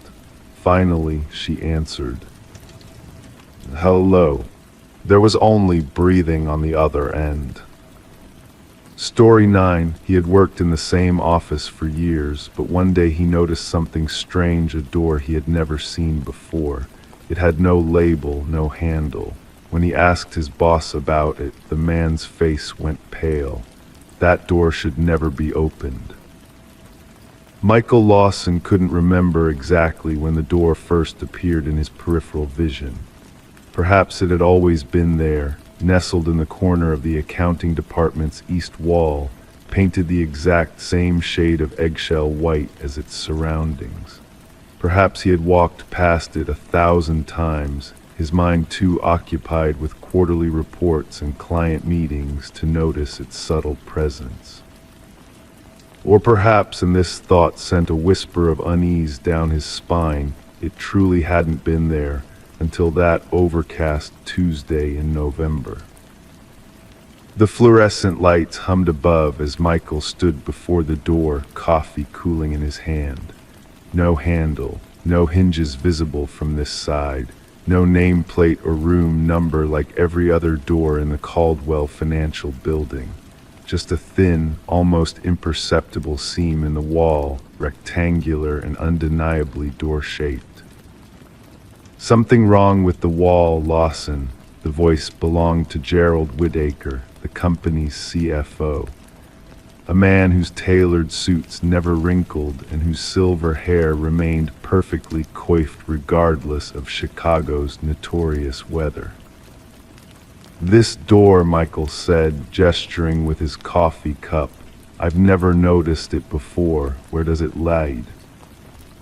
The subtle shift in Whitaker's expression lasted only a fraction of a second, a tightening around the eyes, a momentary paleness washing over his usually ruddy complexion. Then his professional mask slid back into place, though slightly askew. That door should never be opened, Whitaker said, his voice carrying an unfamiliar weight. It's an old maintenance access. Building management sealed it years ago, not up to code. He checked his watch with deliberate precision. Don't you have the Henderson audit to finish by end of day? Michael nodded, watching as Whitaker continued down the hallway, shoes clicking against the polished floor with slightly more urgency than usual. For 3 days, Michael managed to focus on his work, pushing thoughts of the door aside. But on Friday afternoon, as the office emptied for the weekend, he found himself standing before it again. The overhead lights seemed dimmer here, casting subtle shadows that made the seams of the door more pronounced. He ran his fingertips along its edge, feeling the slightest draft of cool air seeping through. I wouldn't do that if I were you. Michael turned to find Elaine from HR watching him, her arms clutching a cardboard box filled with personal items, a small potted plant perched precariously on top. You're leaving, he asked, noticing the box. After 17 years, her smile didn't reach her eyes. Funny how you can spend nearly 2 decades in a place and still not know all its secrets. Like this door. She set the box down carefully, adjusting the plant. Did you know there's no record of the original architect for this building? The firm that designed it dissolved in 1988, all their files mysteriously lost in a fire. This building shouldn't exist, at least not according to any official blueprints on file with the city. That sounds like an urban legend, Michael said, though something in her tone made him uneasy. Maybe, Elaine straightened her blazer, but people who get too curious about that door tend to either stop asking questions very suddenly or they transfer to other departments, like Diane Collins back in 2016. I don't remember any Diane Collins. Exactly, Elaine picked up her box. Goodbye, Michael, take care of yourself. The following Monday, Michael arrived early, intending to catch up on work. The office was empty, silent except for the gentle hum of the ventilation system. As he passed the mysterious door, he noticed something different, a thin line of light visible at its base, warm and yellow against the cold blue-white of the fluorescent overhead. His heart quickened as he pressed his ear against the door's surface. From beyond came the faintest sound of scratching, like pencil on paper, rhythmic and deliberate. Then, a voice so quiet he might have imagined it murmuring numbers in a continuous stream. Detective Sarah Reeves rubbed her temples, the precinct's coffee doing little to ward off her exhaustion. 3 weeks since Michael Lawson had been reported missing, and the case had yielded nothing but contradictions and dead ends. "Run it by me again," said her partner, Detective Marcus Wells, leaning against her desk. Lawson shows up to work on Monday, swipes his keycard at 6:43 a.m., and then nothing. Security cameras show him walking down the east corridor of the 14th floor at 6:47. Sarah said, spreading photographs across her desk. Then he simply vanishes. No exit on camera, no keycard swipes at any door, elevator, or stairwell. His car remained in the parking garage until his sister reported him missing 3 days later. And the door he allegedly found. Sarah pulled out the floor plans for the Caldwell Financial Building. According to these, there is no door on that wall, just solid concrete between accounting and the elevator shaft. Yet interviews with Lawson's coworkers had revealed something strange. None could recall seeing any door where Lawson had described, yet 5 separate employees mentioned feeling uncomfortable walking past that section of hallway. 2 admitted to taking longer routes to the break room specifically to avoid it. "What about the HR woman, Elaine Pearson?" Marcus asked. "That's another dead end. She did resign the Friday before Lawson disappeared, but when we interviewed her at her new job in Minneapolis, she claimed she never had any conversation with Lawson about a door. Said she barely knew him beyond saying hello in the elevator." "And the building history." Sarah handed him a folder. "This is where it gets interesting. The original architectural firm, Westlake and Associates, did go out of business in 1988, and there was a fire at their storage facility that destroyed many of their records, but I found something in the city archives." She pointed to a faded blueprint. "This is dated 1986 during a renovation. See this section here." Marcus lined in, squinting at the yellowed paper. "That's where our mystery door would be, but this shows." "A room," Sarah finished. "A room that doesn't exist on any current floor plan, approximately 12 by 15 feet. No windows, single door access, and look at the notation." In faded pencil, nearly invisible, someone had written, "SR7, do not include in final plans." 2 days later, with a reluctant building manager in tow, Sarah and Marcus stood before the blank wall where Michael Lawson had last been seen. The manager shifted uncomfortably as Sarah ran her hand along the surface. "I've worked here 8 years, he said. "There's never been a door here." Sarah pressed her palm flat against the wall, feeling the coolness of the surface. "Bring the thermal camera," she told Marcus. The image on the small screen showed what the naked eye couldn't see, a perfect rectangle of colder temperature, outlining what could only be a door. "Open it," Sarah ordered. "There's nothing to open," the manager protested. "It's solid wall." Marcus ran his hands along the edges revealed by the thermal imaging. "There's a seam here, barely perceptible, but it's there." He pressed firmly, and with a soft click, a section of the wall recessed slightly. The room beyond was small, windowless, illuminated only by a single hanging bulb that cast harsh shadows across the space. A desk faced the wall, covered with stacks of ledgers and accounting books, some so old their leather bindings had cracked with age.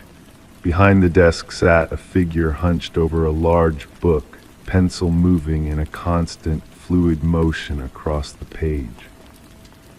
For a moment, Sarah thought the person hadn't noticed their entrance. Then, without looking up, the figure spoke in a voice parched from disuse. 4,873 days, 16 hours and 22 minutes. The books must balance. The person turned slowly, eyes blinking against the hallway light now spilling into the room. Sarah recognized Michael Lawson from his photograph, though his appearance had deteriorated dramatically. His clothes, the same ones he had worn the day he disappeared, hung loosely on his frame. His face was gaunt, beard grown in patchy and unkempt, eyes sunken and surrounded by dark circles. "Mr. Lawson," Sarah stepped forward cautiously. "I'm Detective Reeves. You've been missing for 3 weeks."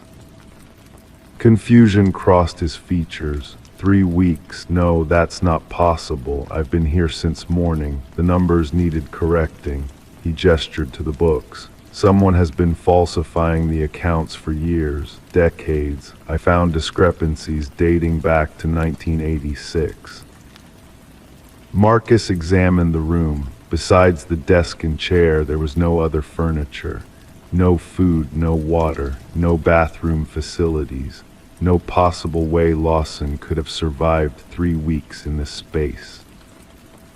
Yet the ledgers were real, filled with numbers in different handwritings, some entries dating back nearly 40 years. And on the final pages of the most recent book, Michael Lawson's increasingly erratic handwriting covered every available space, numbers flowing into one another in a chaotic stream. As paramedics took a disoriented Lawson away, Sarah noticed something etched into the wall behind where the desk had stood, a list of names, each with dates beside them. Some she recognized from the company's employee records. The final name was Michael Lawson, with an entry date matching his disappearance, but no exit date. The name above is Diane Collins. 2016-2022 had been crossed out. Gerald Whittaker was arrested the following day, though the full extent of the financial fraud would take forensic accountants months to unravel. The investigation revealed a complex embezzlement scheme spanning decades, with millions siphoned through ghost accounts and manipulated books. But some questions remained unanswered. How had Lawson survived 3 weeks in that room without food or water? Why did he believe only hours had passed? And what had happened to Diane Collins and the others whose names appeared on that wall?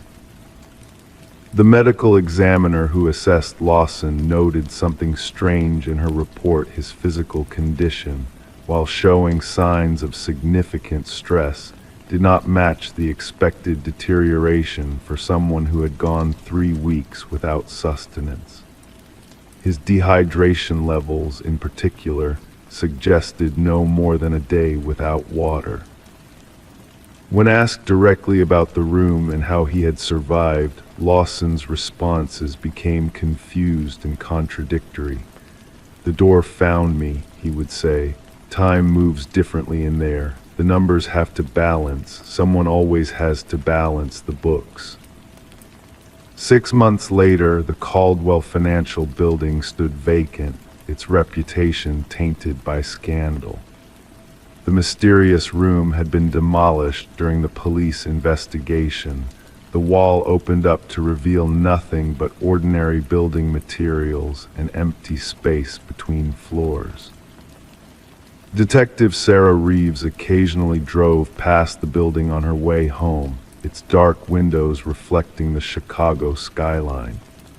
She had requested to keep the case open, convinced there were aspects still unexplained, connections not yet made. Her superiors disagreed, pleased with the fraud convictions, and happy to file away the more inexplicable elements of the case. But sometimes, late at night, she would review her personal copies of the case files, studying the photographs of that room, of the list of names etched into the wall. And she would wonder about the nature of doors, how some, once noticed, can never be unseen, and how some, once opened, may never truly close again. Story 10. Renovations were always bound to uncover strange things, old newspapers, broken trinkets, forgotten photographs. But when the couple pulled up the floorboards, they didn't expect to find a letter folded neatly beneath the wood. The paper was brittle, the ink faded, but the message was clear: don't trust the one who knocked. Before they could react, 3 sharp raps echoed through the empty house. The discovery sent chills down their spines. Sarah and Michael had purchased the Victorian-era home at an estate auction, charmed by its ornate moldings and rich history. They never imagined their renovation project would unearth something so unsettling. Detective Alina Reed arrived with her partner, the floorboards still pulled up, exposing the dark cavity beneath. Her weathered hands, marked by years of handling evidence, carefully extracted the note using gloved fingers. The couple had touched it, already unavoidable contamination. Reed studied their faces as they recounted the knocking sound. Their fear seemed genuine. Background checks revealed nothing suspicious about Sarah and Michael. Newlyweds, good credit, stable jobs. The house, however, had a more complex history. Previously owned by the Hargrove family for decades, it had been vacant for 2 years following the death of the last resident, Margaret Hargrove, an elderly widow who lived alone. Neighbors described Margaret as reclusive but pleasant, no known enemies, no suspicious circumstances around her death, natural causes, according to the coroner. Yet something felt off. Forensic analysis dated the note to approximately 20 years earlier.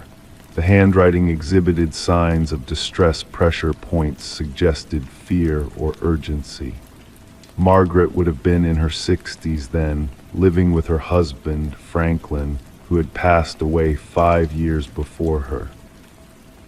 Reed expanded her investigation, digging through county records and interviewing former acquaintances of the Hargroves. Franklin had been respected in the community, a retired teacher with a passion for woodworking. Several pieces of his handcrafted furniture still remained in the house. A former student of Franklin's remembered him as kind but troubled during his final teaching years. He became paranoid, the student recalled, kept mentioning someone watching him. We all thought it was early dementia. The breakthrough came when Reed interviewed Margaret's sister, now living in a nursing home. Her memory faded in and out, but certain details remained sharp. Margaret was afraid of him near the end, she whispered. Not Franklin, no. The man who came knocking, the collector. Reed leaned forward. The collector.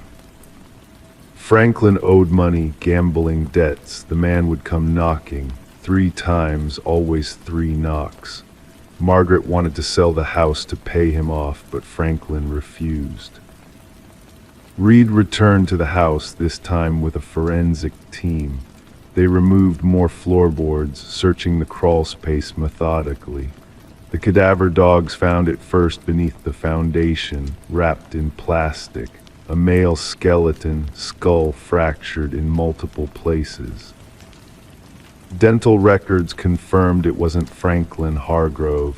Franklin had been cremated, his ashes scattered according to his wishes. This was someone else, someone who had never been reported missing. Further excavation revealed more a wallet preserved inside the plastic. The ID inside belonged to Victor Mercer, known to police as a loan shark and collector for an illegal gambling operation. He had vanished 20 years ago without a trace.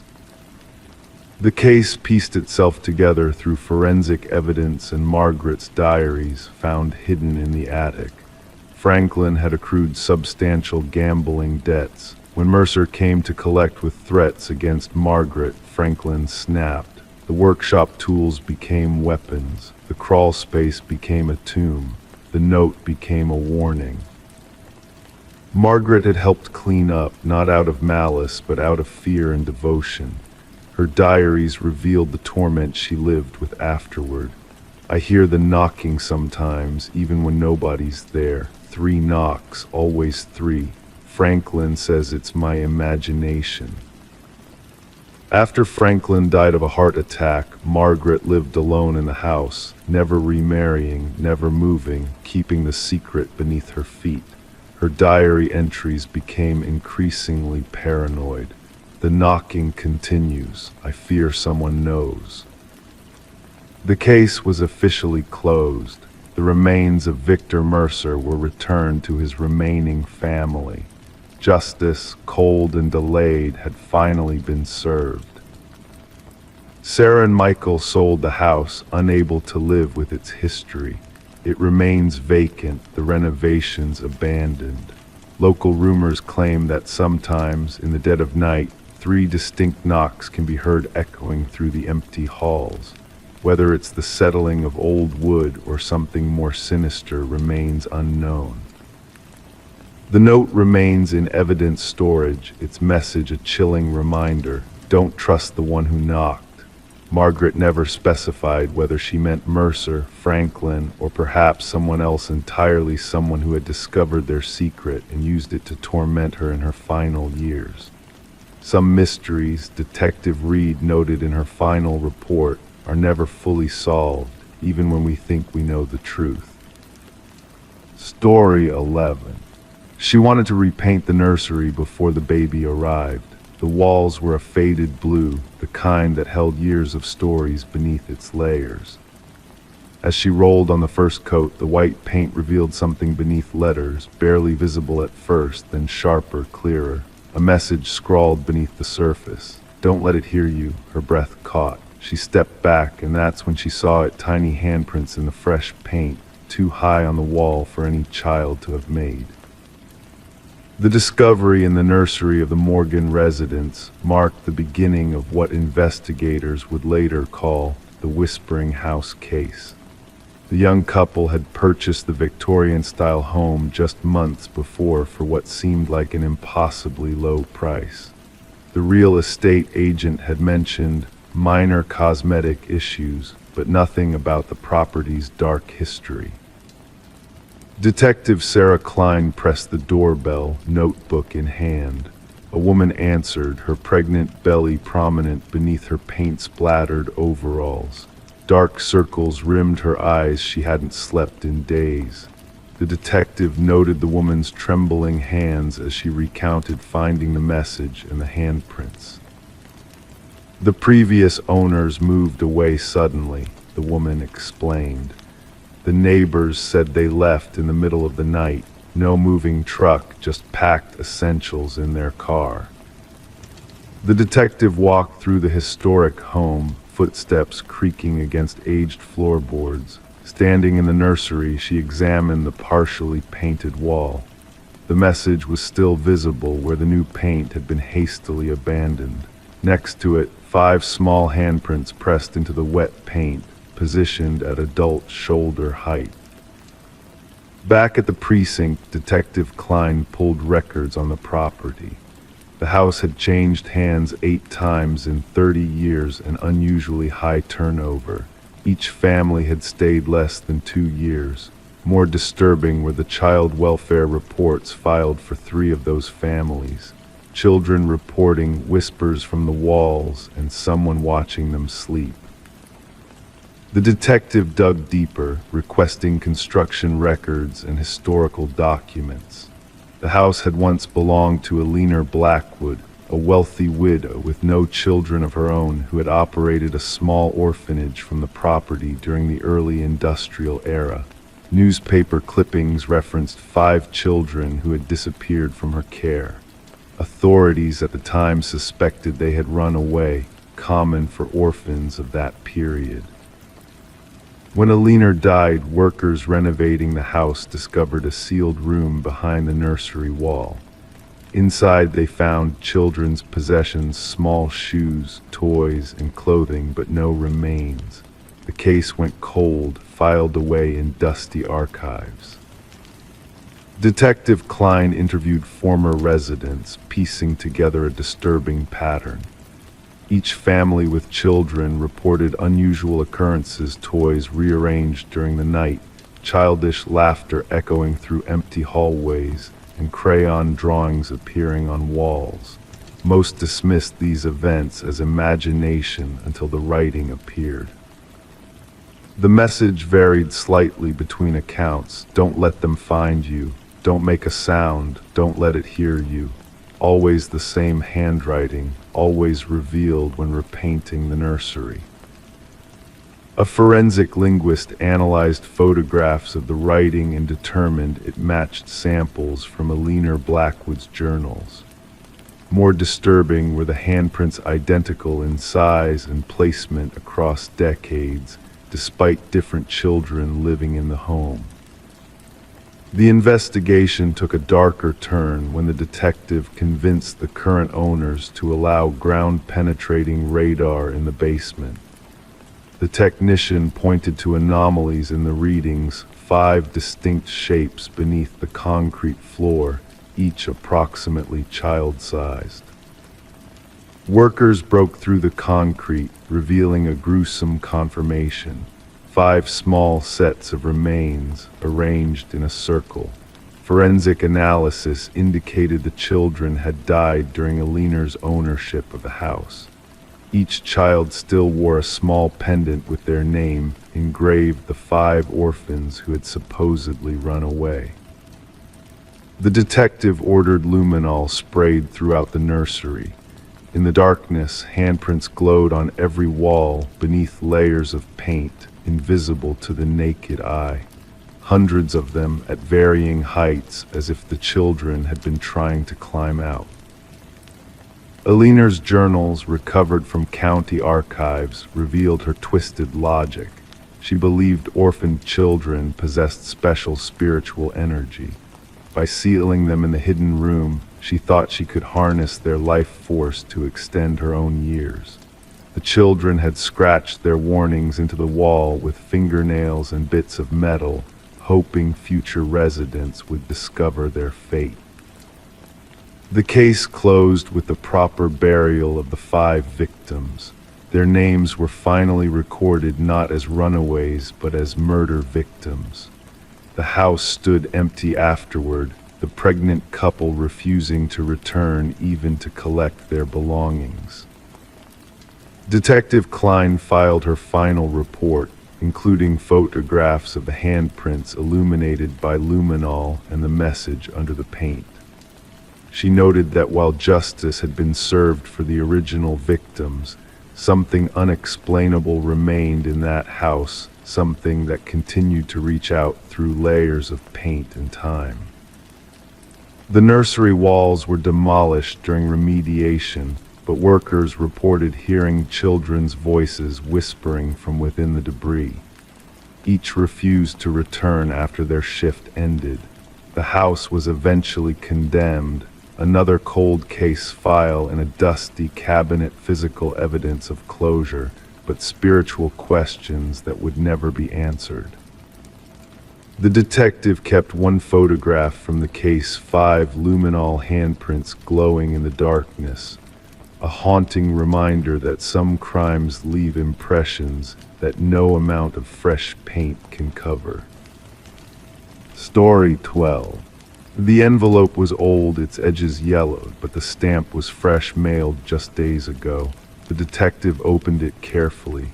Inside was a single sheet of paper, its message typed in a hurried, uneven font. "I am sorry for what I did." The paper felt damp. The smell of iron clung to it. Only then did they notice the reddish smear along the bottom edge. It wasn't ink. Detective Sarah Morgan placed the letter in an evidence bag, her gloved fingers handling it with practiced precision. The forensics team had already confirmed what she suspected. The reddish stain was human blood, and it matched DNA collected from an unsolved homicide case that had haunted the department for years. The victim had been a young journalist named Rebecca Warren, found in her apartment with multiple stab wounds.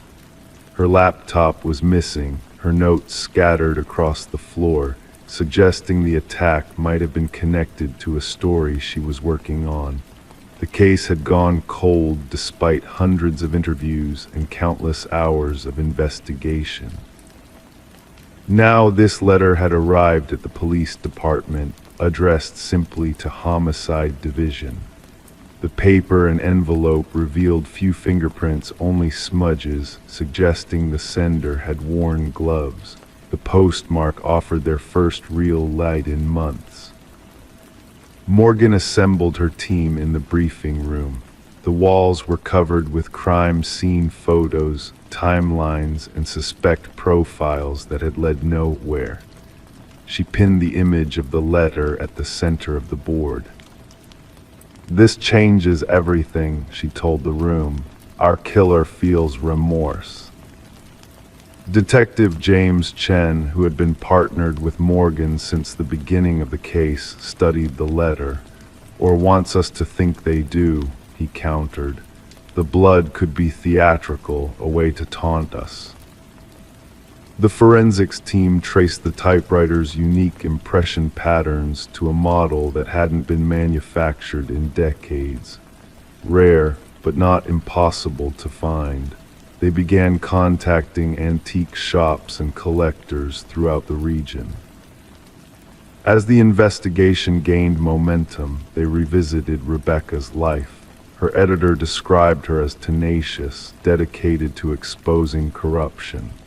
Her latest assignment had involved investigating a wealthy family with connections to local politics. The family patriarch had died recently, leaving behind a contentious will and siblings accusing each other of manipulation. The detectives interviewed Rebecca's boyfriend, Michael Barnes. During their first conversation months ago, he had appeared devastated, providing a solid alibi. Now, with the letter in evidence, they noticed subtle changes in his demeanor, nervous glances, a slight tremble in his hands. Rebecca mentioned someone was following her, he admitted during this new interview. "I thought she was being paranoid because of her investigation. I should have listened." While the detectives pursued this angle, a second letter arrived. The same typewriter, the same blood. This time the message was longer. She knew too much about the family, about the inheritance, about what happened to the old man. "I never meant for it to go that far."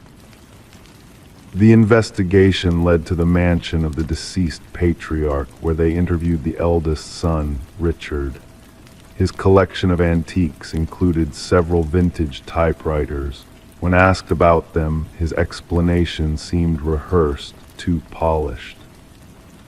The breakthrough came when the forensics team discovered microscopic fibers on the envelopes that matched custom stationery used exclusively by the family's youngest daughter, Eleanor.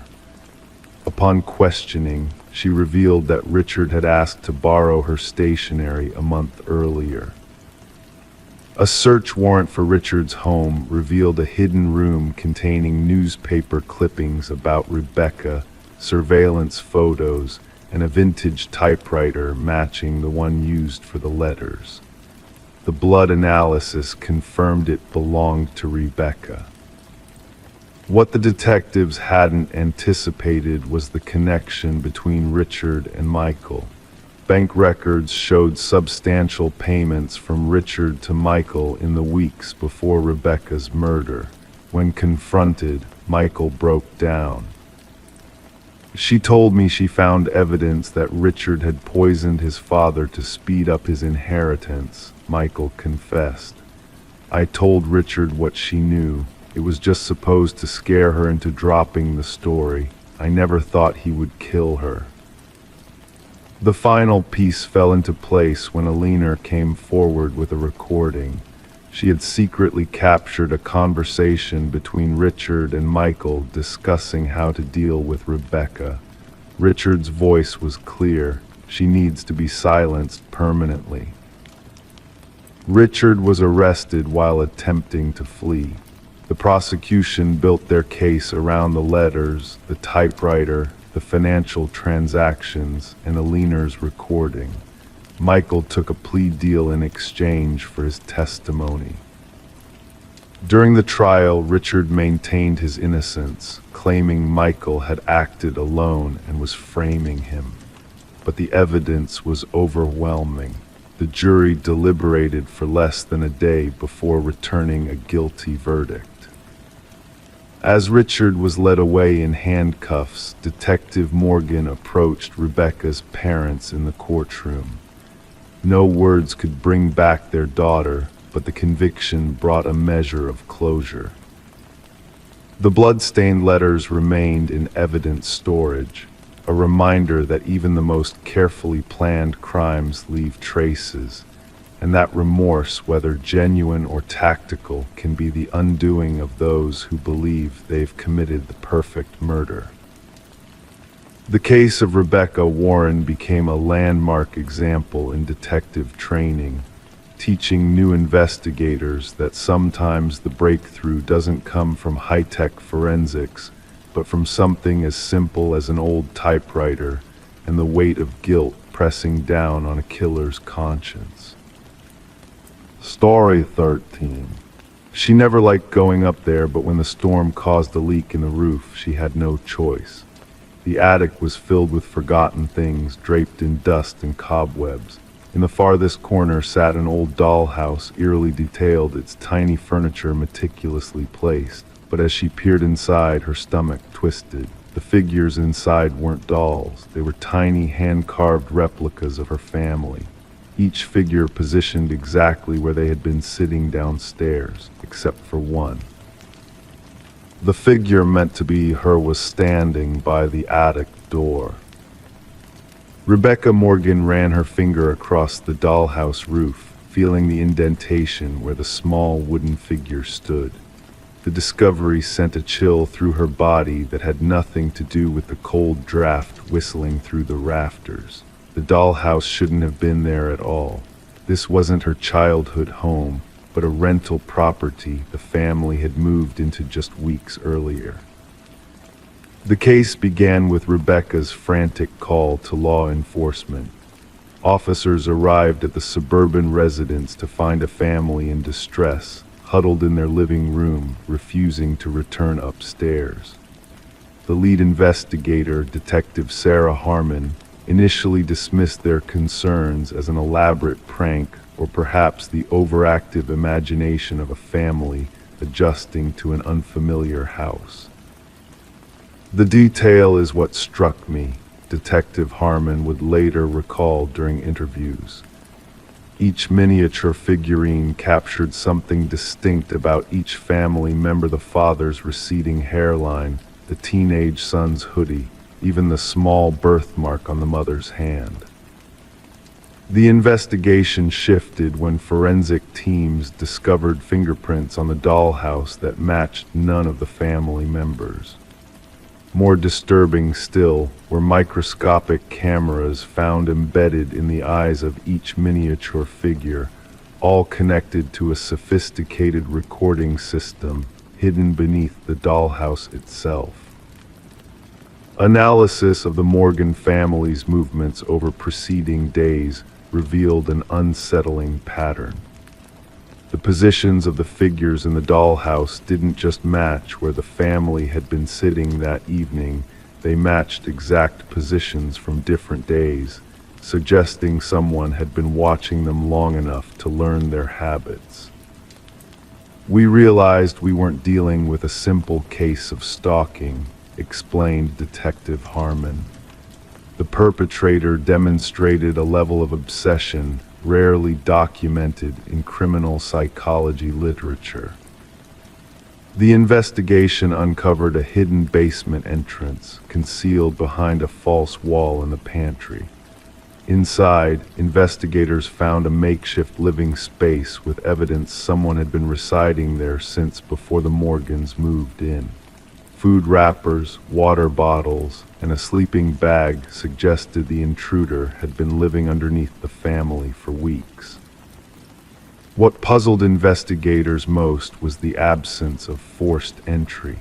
Property records revealed the house had been vacant for nearly a year before the Morgans moved in. The previous owners, an elderly couple, had both passed away within months of each other. Their son had handled the estate sale and subsequent rental of the property. Interviews with neighbors yielded little information. Most hadn't noticed anything unusual, though one elderly woman mentioned occasionally seeing lights in the house during its vacancy period. I assumed it was the real estate people showing the property, she told investigators. Never occurred to me someone might be living there without permission. The breakthrough came through digital forensics. Examining the surveillance system connected to the miniature cameras, analysts discovered the data was being transmitted to an external server. The IP address led investigators to a small apartment across town. Inside, they found walls covered with photographs of the Morgan family and previous occupants of the house. Journal entries detailed the daily routines of each family member with disturbing precision. The most chilling discovery was a workshop containing dozens of partially completed dollhouses, each representing different homes in the area. The apartment belonged to Martin Wells, the son of the previous homeowners. His financial records showed mounting debt after his parents' deaths. Rather than selling the house outright, he'd created the hidden living space, continuing to live there while collecting rental income from unsuspecting tenants. The dollhouse was his control center, explained the forensic psychologist assigned to the case. Each figure represented someone he watched. The figure of Rebecca by the attic door wasn't a threat, it was his way of acknowledging her discovery of his surveillance system. During interrogation, Wells remained eerily calm as he described his motivation. They were living in my house, sleeping in my parents' bedroom. I needed to make sure they were treating it with respect. When asked about the positioned figures, he simply stated, I wanted them to know I was always watching. The psychological evaluation revealed a complex case of possessive delusion. Wells couldn't emotionally process losing his childhood home and created an elaborate system to maintain control over it. The dollhouse had become his way of possessing both the property and its occupants. The Morgan family never returned to the house. Rebecca later recalled the moment that haunted her most wasn't finding the dollhouse, but realizing what it meant. Someone had been watching us all along, measuring our lives, turning us into playthings. The real horror wasn't the dollhouse itself, it was knowing that in his mind, we were just dolls to be positioned and observed. Wells was charged with multiple counts of stalking, invasion of privacy, illegal surveillance, and breaking and entering. The case prompted a review of real estate disclosure laws regarding deaths on properties and the responsibility of agents to ensure homes are properly vacated before new occupants move in. During sentencing, the judge noted the extraordinary violation the Morgan family had endured. You didn't just invade their home, you invaded their sense of safety and autonomy. You observed their most private moments and recreated them for your entertainment. What makes the case particularly disturbing to criminologists is how long Wells might have continued undetected had Rebecca not discovered the dollhouse. Forensic analysis of his journals suggested he had been living secretly within homes for nearly 2 years, moving from one property to another, creating dollhouses of each family under observation. The Morgan family eventually found a new home far away, but Rebecca admitted in victim impact statements that she still checks closets and crawl spaces routinely. She removed all dollhouses and miniatures from their new residence. "Some days I still feel like I'm being watched," she said. "I wonder if somewhere, someone is still moving a tiny version of me around in a dollhouse I haven't discovered yet." Story 14.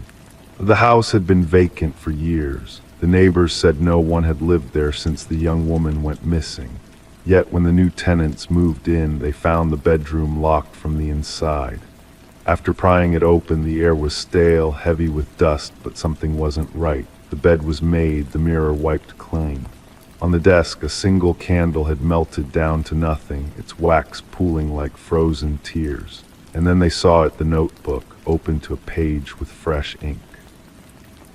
The last entry was dated the night she disappeared. Detective Morgan read through the notebook's pages while forensic technicians dusted the room for prints.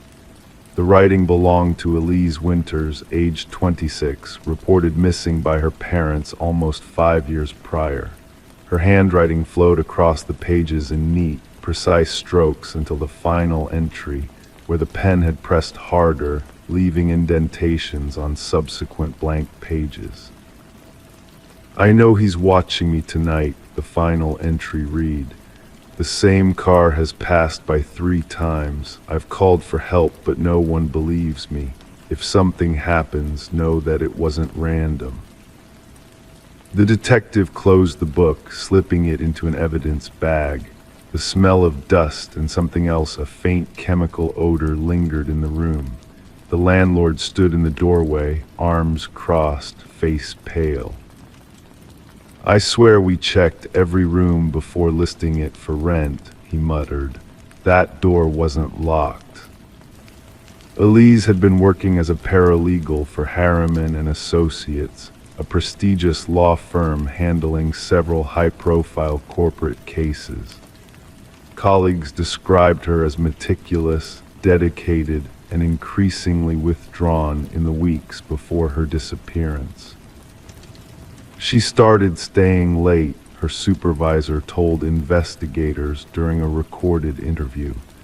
Said she discovered something in the Westridge acquisition files that didn't add up, numbers that were changed, documents that were backdated. The detective studied photographs of Elise auburn hair, serious eyes behind rectangular glasses, always professionally dressed. The woman in the photos seemed too calculated to simply disappear, too organized to leave without a trace. The bedroom yielded few clues, no signs of struggle, no blood, just a perfectly preserved moment in time, as if Elise had stepped out for coffee and intended to return. The candle on the desk was black wax, unscented. Beneath it, heat had warped the wood surface. "What did you find?" Morgan asked the forensic lead.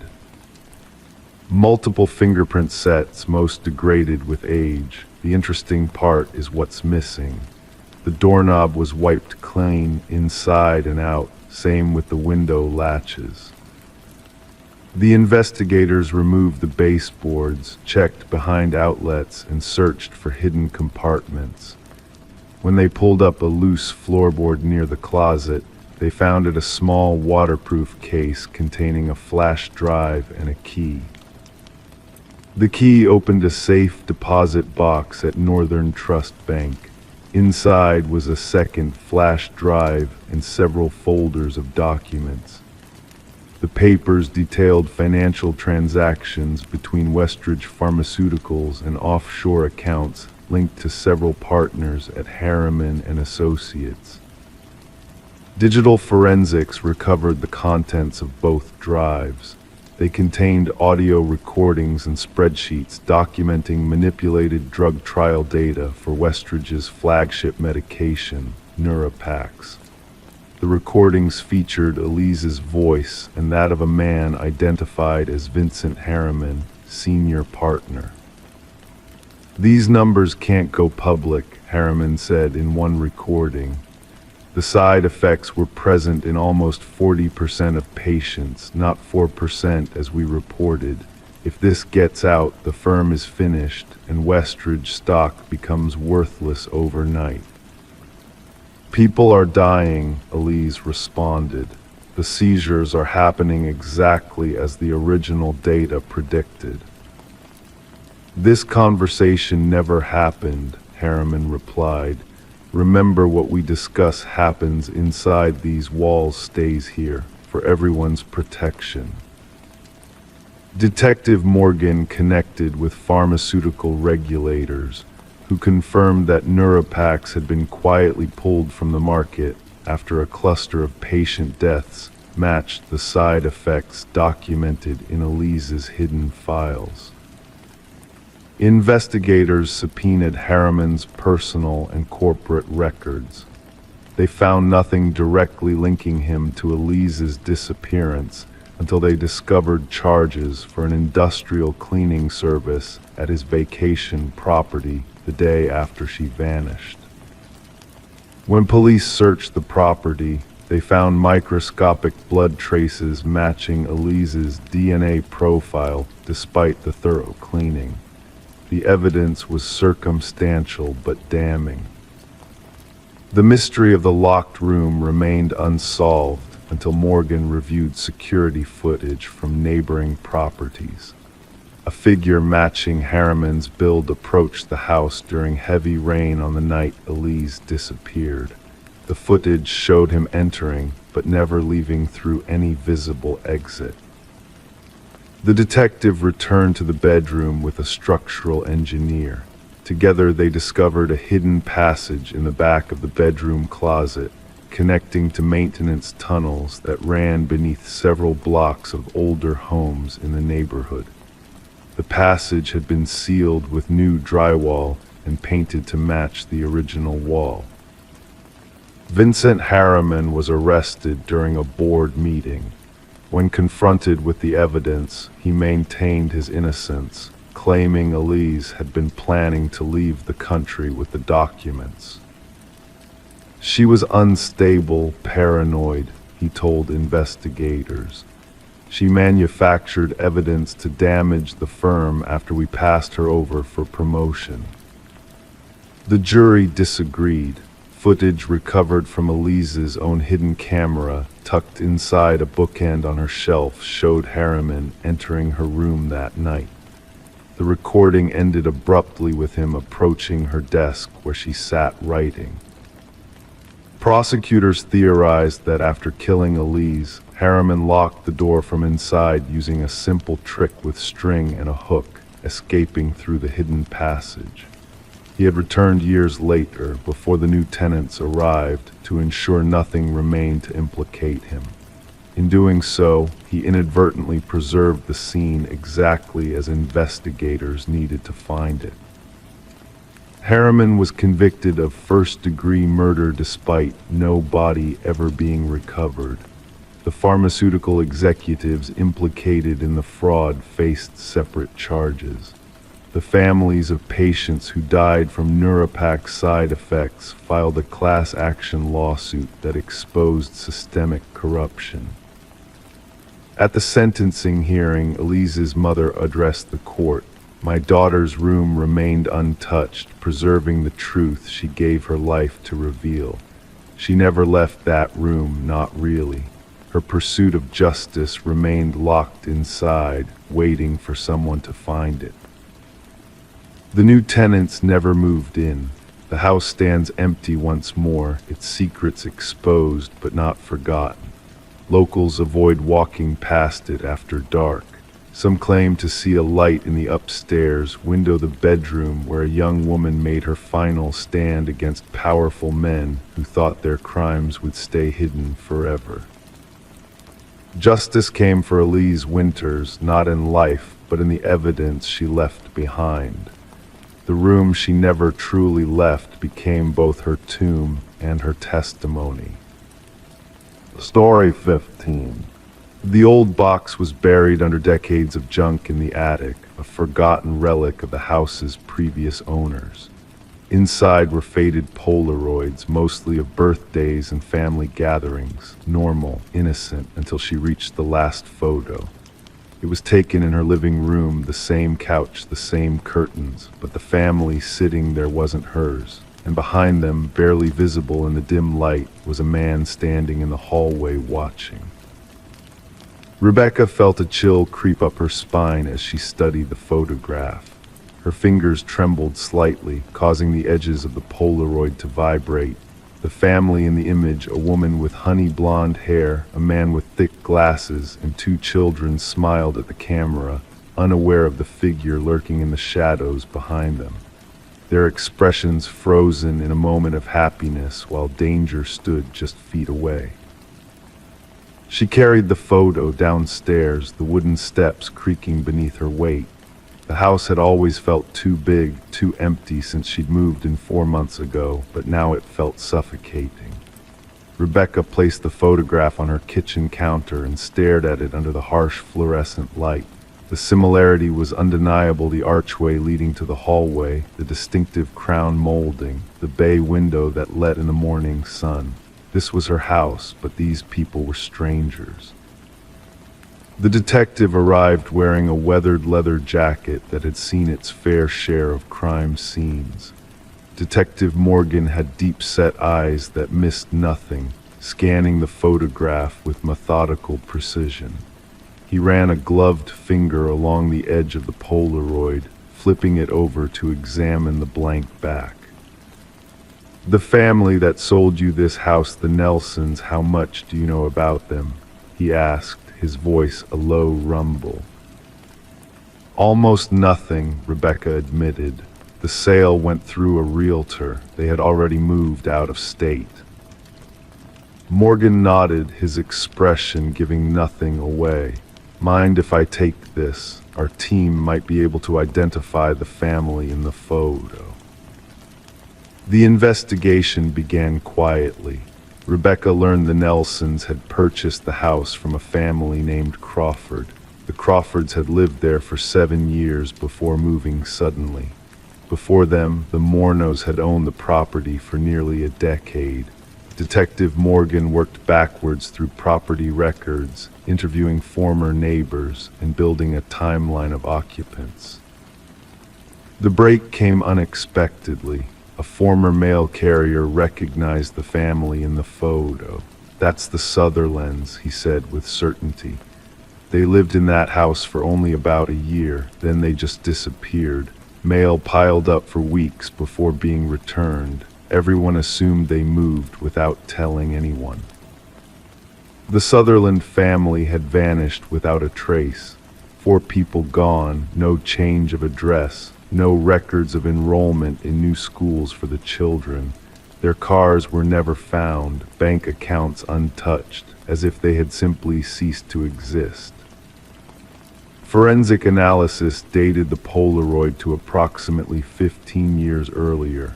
The technician pointed to small details in the image: the distinctive pattern of dust particles in the air, the unnatural stillness of the subjects. "This was taken with a timer," she explained.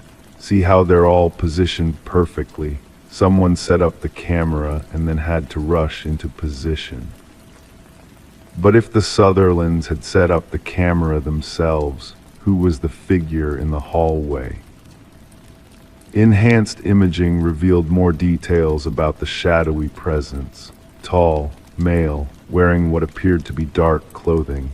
His face remained obscured, but his posture suggested he was watching intently.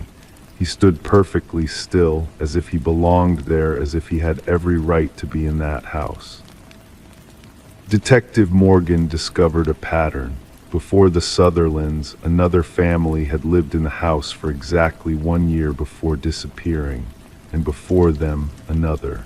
5 families over a span of 5 years, all vanishing without explanation, always after exactly 1 year of residency. Rebecca had been in the house for 4 months. The investigation uncovered building records from decades earlier. The house had been built by a renowned architect with a sterling reputation, but the project manager had disappeared near completion.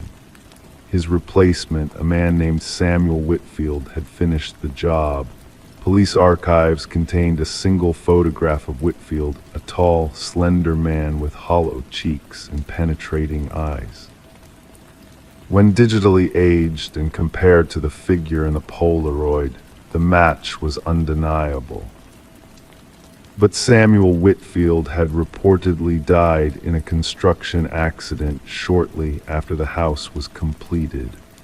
His body was never recovered from the collapsed foundation of another building site. The basement became the focus of the investigation.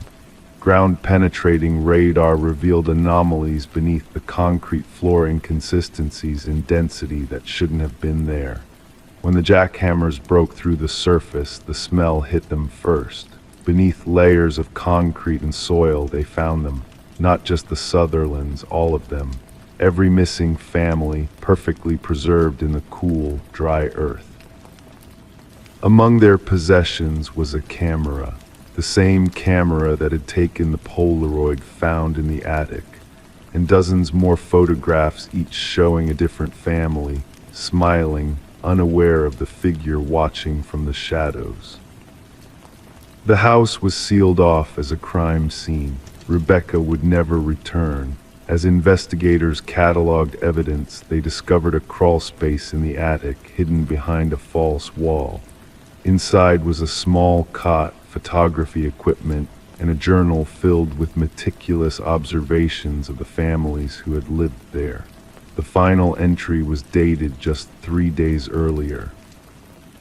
"The new one is different. She found my photograph too soon.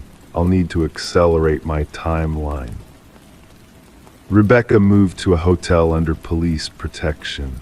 Her phone rang during the night, waking her from a fitful sleep. When she answered, there was only the sound of breathing, then a click, followed by the mechanical whir of a Polaroid camera ejecting a photo. The investigation continues to this day. The house stands empty, its windows dark, its secrets not fully revealed. No one has been able to locate Samuel Whitfield, if that was ever his real name. Some investigators believe he died decades ago, while others insist he simply moved on to a new location, a new identity, a new house. And somewhere in a darkened room, photographs are developing new families, new homes, new watchers in the shadows. The only certainty is that those who seek the truth about the man in the photograph are now being watched themselves. Story 16.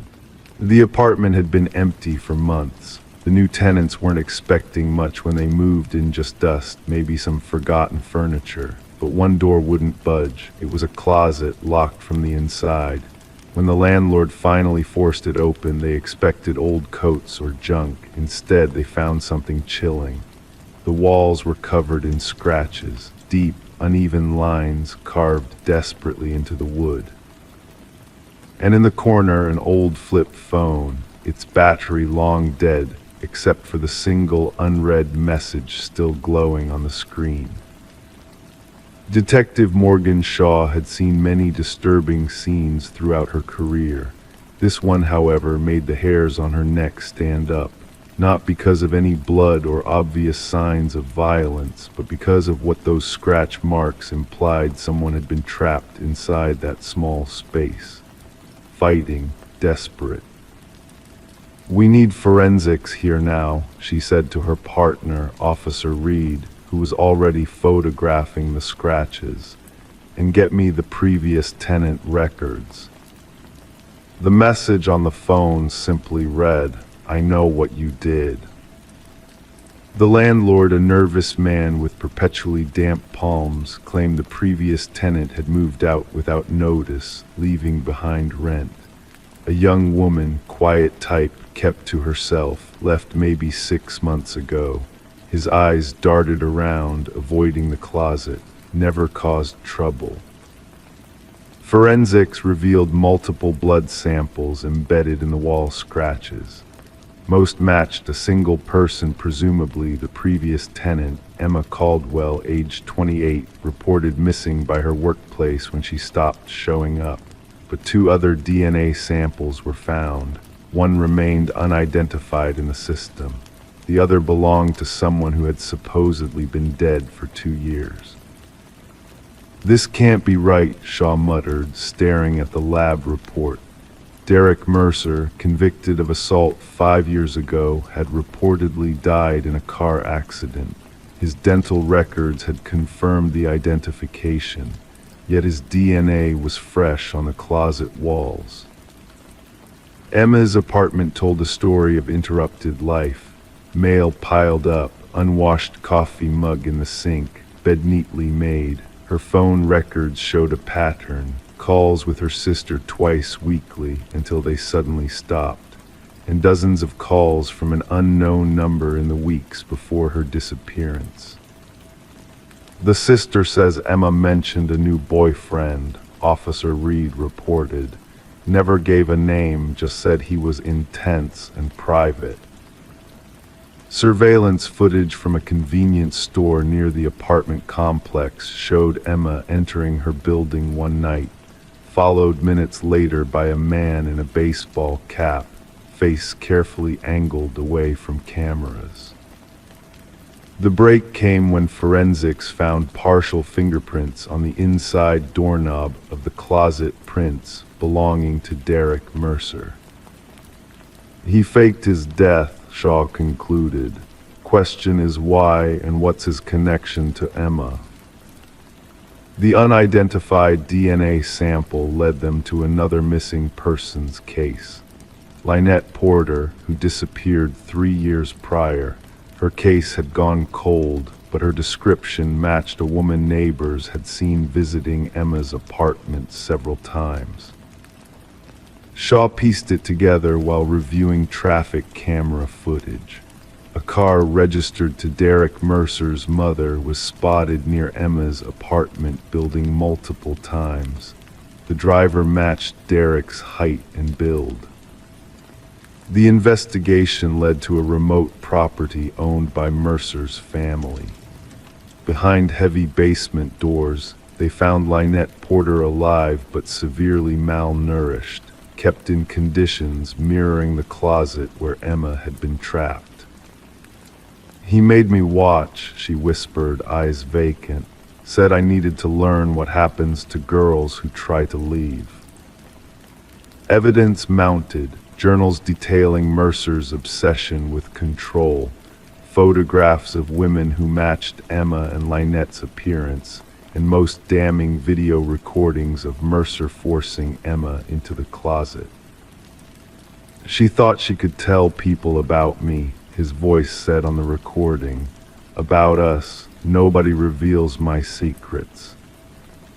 The manhunt for Derek Mercer stretched across jurisdictions. While authorities searched, forensic psychologists constructed a profile that chilled investigators. Mercer didn't just want to kill, he wanted to create suffering, to watch hope drain away in confined spaces. When they finally captured him at a bus terminal, Mercer was carrying a new identity and ticket to a coastal destination. In his backpack, a roll of duct tape, a hunting knife, and a newspaper clipping about Emma's disappearance. During interrogation, Mercer maintained a calm, almost pleasant demeanor. "She sent that text message herself," he said about the phone. "She wanted someone to find her, but she didn't deserve rescue." The trial revealed the elaborate scheme Mercer had created to fake his death, using dental records from a homeless man who matched his physical description. For 2 years, he had lived under the radar, targeting women who resembled his first victim. Emma's body was never found. Forensic evidence suggested she had eventually died in that closet, scratching desperately at walls that would never yield. The message on the phone had been her last attempt to implicate her killer. She had texted it to herself from Mercer's phone while he slept, knowing her battery would preserve it when the phone eventually shut down. The jury deliberated for just 4 hours before returning a guilty verdict on all counts. As the judge delivered a life sentence without possibility of parole, Mercer smiled slightly, as if the outcome satisfied some private logic only he understood. At the sentencing, Lynette Porter addressed the court. "He locked us in small spaces because that's where his mind lives, trapped in darkness. But while he rots in his cell, I'll be standing in the sun." The case transformed department protocol for missing persons investigations, particularly focusing on relationship patterns and rental property searches. Detective Shaw kept the closet door from Emma's apartment mounted on her office wall, a reminder that sometimes the most terrifying crime scenes aren't covered in blood, but in the desperate marks of someone fighting to survive. Story 17. The realtor's listing mentioned no basement. The blueprints showed no record of it. And yet when the family pulled up the old carpet, they found a door hidden underneath. A heavy, rusted handle. It took 3 of them to pry it open. Stale air rushed up to greet them, thick with the scent of damp earth. Steps led downward into darkness. They expected storage. Instead, they found a chair, a single light bulb swaying above it, and on the wall behind, a row of photographs of them. Pictures taken from inside their own home.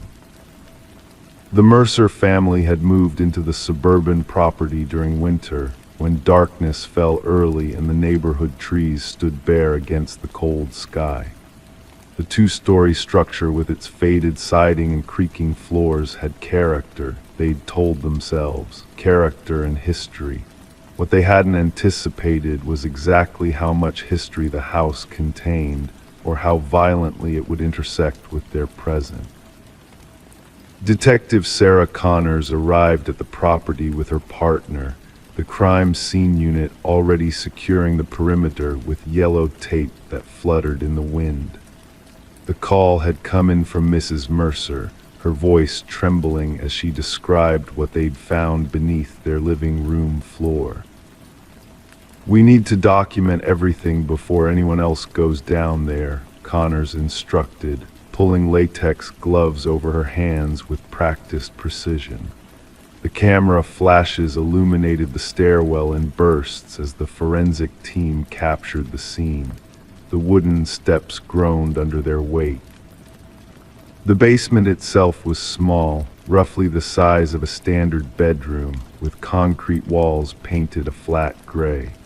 The single chair sat bolted to the floor in the center of the space. Above it, the bare bulb cast harsh shadows across the room, spinning slowly from an invisible draft. But it was the wall of photographs that commanded attention, 37 images in total, meticulously arranged in chronological order. These date back nearly 4 weeks, Connor's partner noted, examining the timestamps written on the backs of the prints. Look at this one, Mrs. Mercer asleep on the couch, Mr. Mercer at the kitchen table, the kids in their bedrooms. The investigation revealed no signs of forced entry, no broken windows or picked locks. The security system had never triggered. Nothing had been stolen. Only privacy had been taken, along with any sense of safety the family might have felt. Forensics found multiple fingerprints throughout the basement space, most belonging to previous owners of the property. Records showed the house had changed hands 6 times in the past decade, each family staying less than a year before selling at increasingly lower prices. None had mentioned discovering a basement. "We need to talk to every previous owner," Connors directed, flipping through her notepad. The case grew more disturbing as they traced the history backward. The property records showed inconsistencies, blueprints altered between sales, permits filed then withdrawn, inspection reports with entire sections redacted. The breakthrough came when they interviewed the contractor who had renovated the house 7 years prior. His face drained of color when shown photos of the basement. "That room doesn't exist," he insisted, his hands trembling. "I gutted that place down to the foundation. There was no basement, no door, nothing under the living room except dirt and concrete." Digital forensics extracted data from the memory card found hidden inside the light fixture. Hundreds more images populated their evidence boards, not just of the Mercers, but of previous families. Children sleeping, parents arguing, intimate moments, mundane routines, all captured by someone who should not have been there. The case took an even darker turn when audio files were recovered from a weatherproof box buried in the corner of the basement. Voice recordings of conversations held in the master bedroom, the kitchen, the living room. The sound quality suggested sophisticated microphones hidden throughout the house, though none had been found during the initial search. "We need to tear out every wall," Connors ordered, her voice tight with urgency.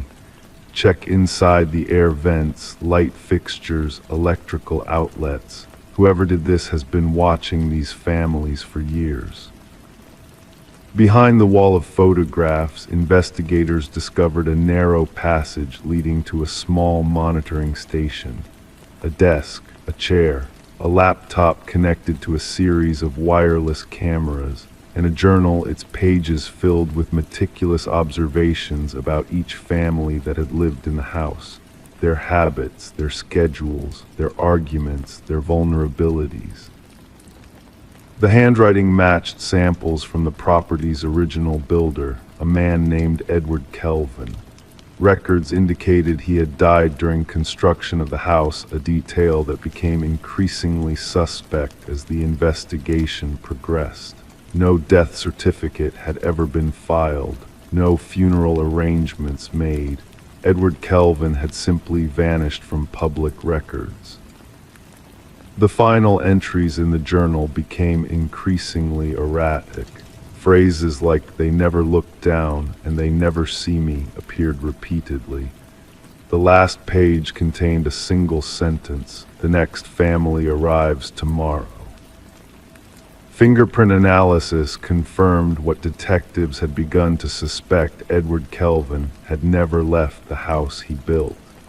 He had simply retreated into its hidden spaces, creating a labyrinth of observation points from which he could watch the families who believed they lived alone. The manhunt lasted 3 days. They found him curled inside a crawl space between the second-floor bedrooms, his body thin and wiry, adapted to moving through the narrow passages he had built within the walls. His eyes blinked against the flashlight beams, unaccustomed to direct light. During questioning, Kelvin spoke of the families as if they were characters in his private theater. He described watching them with the clinical detachment of a scientist observing specimens. He had never touched them, never stolen from them, never directly interfered with their lives. He had only watched, recorded, documented. "They invited me in," he told investigators, his voice soft and reasonable. "They signed the papers, they became mine." The psychological evaluation determined Kelvin suffered from severe delusions, believing himself to be a guardian of the house rather than an intruder. The families were merely temporary guests in what he considered his permanent home. The Mercer family never returned to the property. Like those before them, they abandoned their belongings, taking only what they could carry in suitcases. The house remained empty as the case moved through the criminal justice system. The trial revealed the true extent of Kelvin's surveillance network, hidden rooms accessible only through crawl spaces, observation points built into the structure itself, all meticulously planned before the first brick was laid. The house had been designed from the beginning as a viewing apparatus, its residents unknowing participants in Kelvin's obsessive documentation. When the jury delivered their verdict, Kelvin showed no reaction. He had already retreated into the architecture of his mind, where he could still move unseen through the passages of the house that existed now only in memory.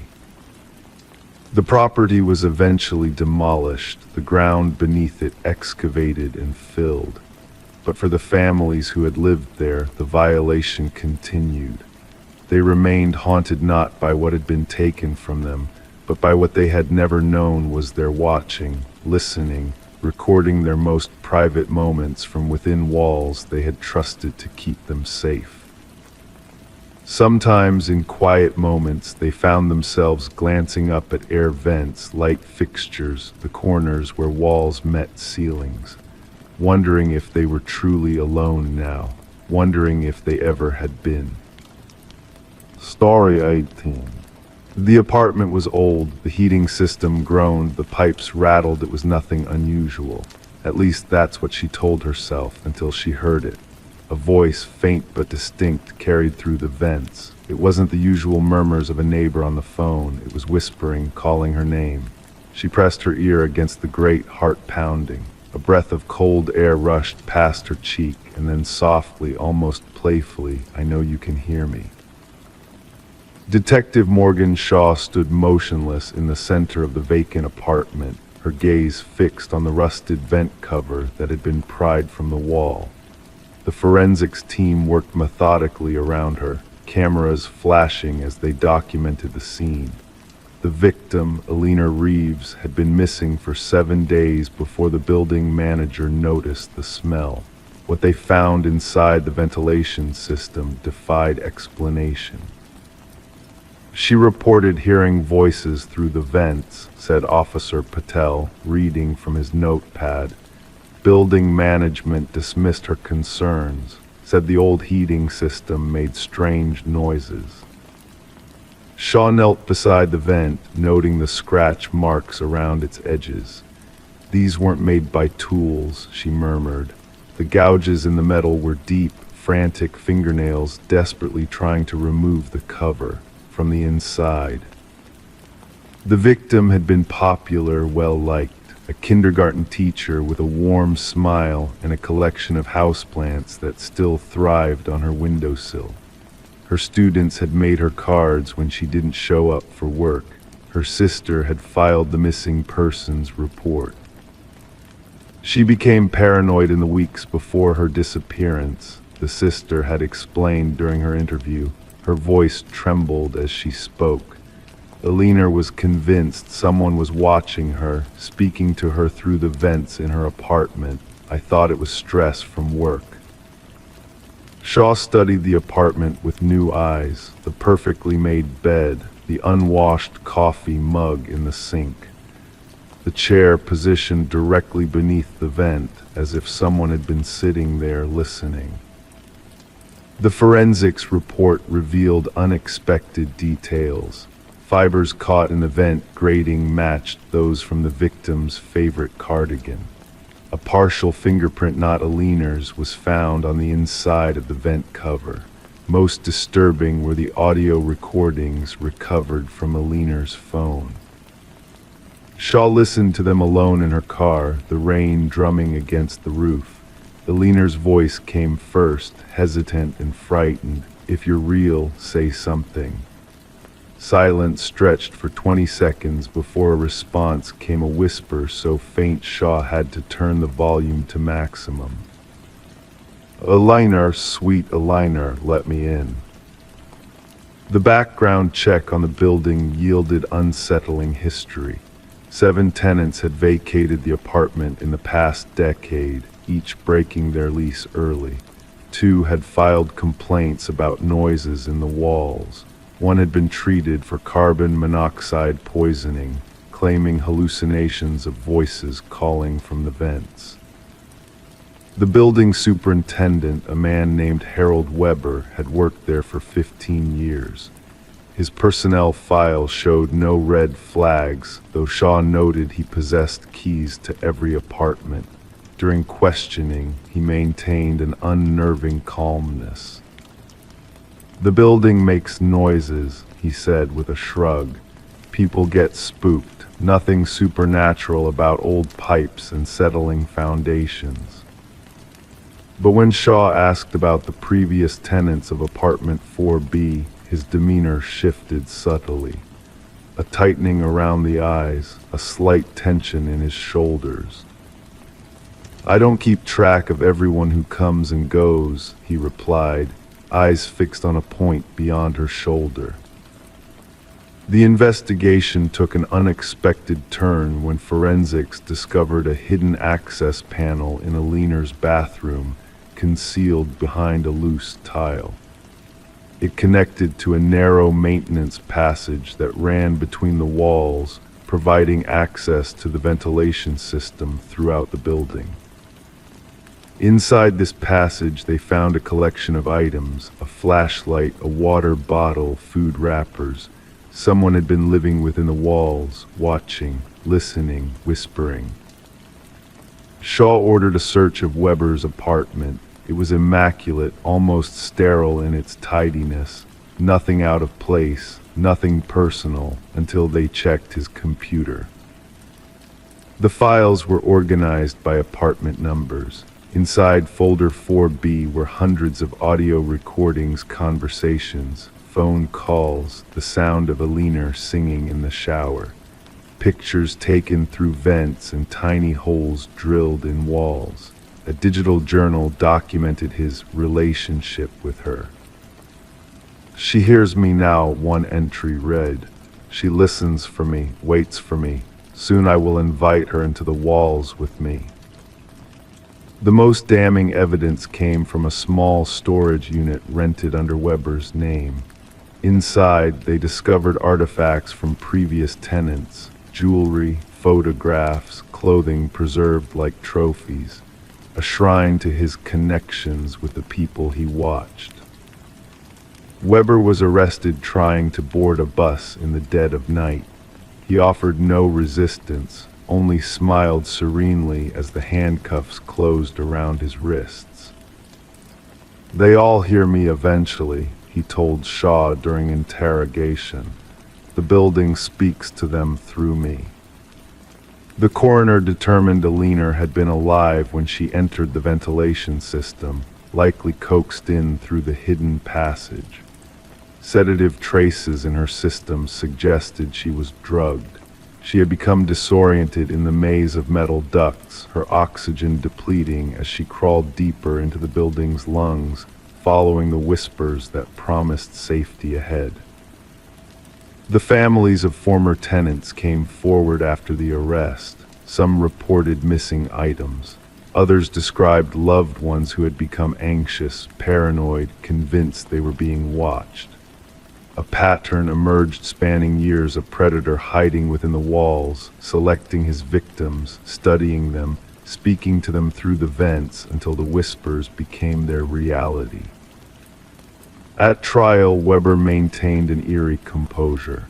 His attorney pursued an insanity defense, presenting psychological evaluations describing delusions of symbiosis with the building. The prosecution countered with evidence of meticulous planning, the modified vents, the carefully maintained passages, the detailed records of his victims' habits. The jury deliberated for just 4 hours before returning their verdict, guilty on all counts. As Weber was led from the courtroom, he turned to Shaw with a smile that never reached his eyes. "They'll still hear me," he said. "The building remembers, the whispers never stop." The apartment building stands vacant now. Despite renovations, new owners, fresh paint, no one stays long. Residents report strange sounds from the vents, whispers in the walls, cold drafts that carry voices. The heating system groans, the pipes rattle, it's nothing unusual. At least that's what they tell themselves. Story 19. The costume shop was closing down, selling off old inventory.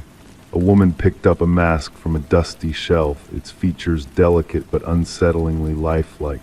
The cashier hesitated when she placed it on the counter. "That's not ours," he muttered. Confused, she checked the tag. There wasn't one. Shrugging, she took it home. That night she woke up to a soft sound, a whisper of fabric shifting. The mask was no longer on the dresser where she had left it. It was sitting on her nightstand, facing her. The woman, Catherine Reed, was found by her neighbor. The front door stood ajar, morning light spilling across the threshold into the otherwise dark home. The neighbor had come to return a borrowed book, but instead discovered a scene that would haunt investigators for years. Catherine lay motionless on her bedroom floor, the mask nowhere to be found. Detective Morgan arrived as forensics photographed the scene. The shutters clicked rhythmically against the backdrop of hushed voices. No signs of forced entry, an officer noted, writing in his notepad. The detective nodded, gaze traveling across the room, taking in details others might miss. A single drawer partially open, a water glass on the nightstand, lipstick on the rim. Everything seemed ordinary except for the woman who would never wake again. The medical examiner bent over the body, face grave. Cause of death unclear at first inspection. No visible wounds, no signs of struggle. He pointed to her face. Noticed the expression terror frozen in her features. The detective crouched for a closer look. "Something scared her to death," she whispered. Catherine had lived a quiet life as an art appraiser. Colleagues described her as meticulous, passionate about authenticity. She could spot a forgery from across the room, her boss said during questioning. She had an eye for details that weren't right. The detective wondered if that talent had somehow led to her demise. Security footage from the costume shop revealed something odd. The cashier seemed genuinely confused by the mask. He called the owner over, who shook his head firmly. The audio was poor, but lip-reading experts later confirmed his words. "We never carried anything like this." The detective visited the shop, now emptied of merchandise. The owner wrung his hands nervously. "That mask appeared during our clearance sale. Nobody knows where it came from. It wasn't in our inventory." When pressed further, he admitted, "Things like this happened occasionally after we acquired items from the estate sale of a collector who died under strange circumstances." A breakthrough came when forensics discovered microscopic fibers embedded in Catherine's fingertips. She was clutching at something, the lab technician explained. "These fibers are unusual, not modern synthetic material. They appear to be a mix of human hair and an unidentified organic substance we can't match to any database." The investigation led to records of similar deaths spanning back decades. Each victim had acquired an unusual mask shortly before their death. Each was found with an expression of pure terror. Each case remained unsolved. A retired detective who had worked on one such case agreed to meet. They sat in a dimly lit room, his hands trembling slightly as he pushed a yellowed file across the table. "We found something written inside each mask, behind the interior lining," he said. "Ancient symbols. A scholar we consulted believed they were tied to a ritual involving soul transference." The breakthrough came from an unexpected source. A journal was discovered hidden in Catherine's apartment behind a loose baseboard. Her final entry described feeling watched, sensing a presence in her home. She wrote about researching the mask's origins after the cashier's strange reaction. Her investigation had led her to connect it with a series of mysterious deaths. "The mask moves," she had written in increasingly frantic handwriting. "It watches me when I sleep. I found markings inside it, symbols matching those from unsolved cases. The collector who owned these masks died the same way. Each mask claims a life before moving on. The entity needs a new host when the mask finds its way to someone who recognizes what it truly is." The detective assembled the evidence, the strange fibers, Catherine's research, the pattern of similar deaths. The medical examiner finally determined the cause of death: cardiac arrest brought on by extreme fear. What could terrify someone so thoroughly their heart simply stopped? The case took an even more disturbing turn when surveillance footage from a neighboring house captured something the investigators had missed. A figure leaving Catherine's home in the dark, wearing what appeared to be a mask, moving with Catherine's distinctive gait, but somehow wrong, mechanical, as if someone were wearing her movements like an ill-fitting costume. The detective issued an alert for the missing mask, but it never resurfaced, not until 6 months later, when reports came of a peculiar mask appearing in a vintage shop across the country. By the time investigators arrived, it had already been sold. The buyer's name was not recorded. The case remains officially unsolved. The detective keeps Catherine's journal in her desk drawer, a reminder of a truth too strange for official reports. Sometimes at night, she wakes with a start, feeling watched. She checks her windows and doors, secures the locks, and tries not to think about the mask that might one day find its way to someone else who can see what it truly is: a vessel waiting to be filled, moving from victim to victim in an endless cycle that began centuries ago and continues still. The mask is out there, waiting to be found again. And when it is, another person will wake to the soft sound of movement in the dark, to find it has crept closer while they slept, empty eye holes fixed upon them, hungry for what lives behind their eyes. Story 20. The old library was set to be demolished. The workers were nearly done when one of them stumbled upon a hidden latch in the bookshelf. With a soft click, the entire case swung open, revealing a narrow passage leading to a hidden room. The air inside was thick, untouched for decades. There was no furniture, just a chair in the center, bolted to the floor. And on the wall, scratched over and over, the same phrase repeated: "I am still here." The construction foreman radioed for the police. What began as a routine demolition quickly transformed into something far more sinister. The responding detective, Morgan Walsh, had seen his share of unusual crime scenes during his 20 years on the force, but nothing quite like this. He stood in the doorway, flashlight beam cutting through the darkness, illuminating the disturbing message that covered the walls. "Secure the scene," Walsh instructed the officers, his voice echoing in the confined space. "No one touches anything until forensics arrives." The history of the building painted an intriguing background. The library had been privately owned by the Harrington family, prominent figures in the community who had donated the building to the public after the unexplained disappearance of their daughter, Rebecca. She had vanished during her final year of college, leaving behind no trace except her abandoned car found near the woods. The case had gone cold despite extensive searches and interviews. The prevailing theory suggested she had run away to start a new life, though her family never accepted this explanation. They had insisted something more sinister had occurred.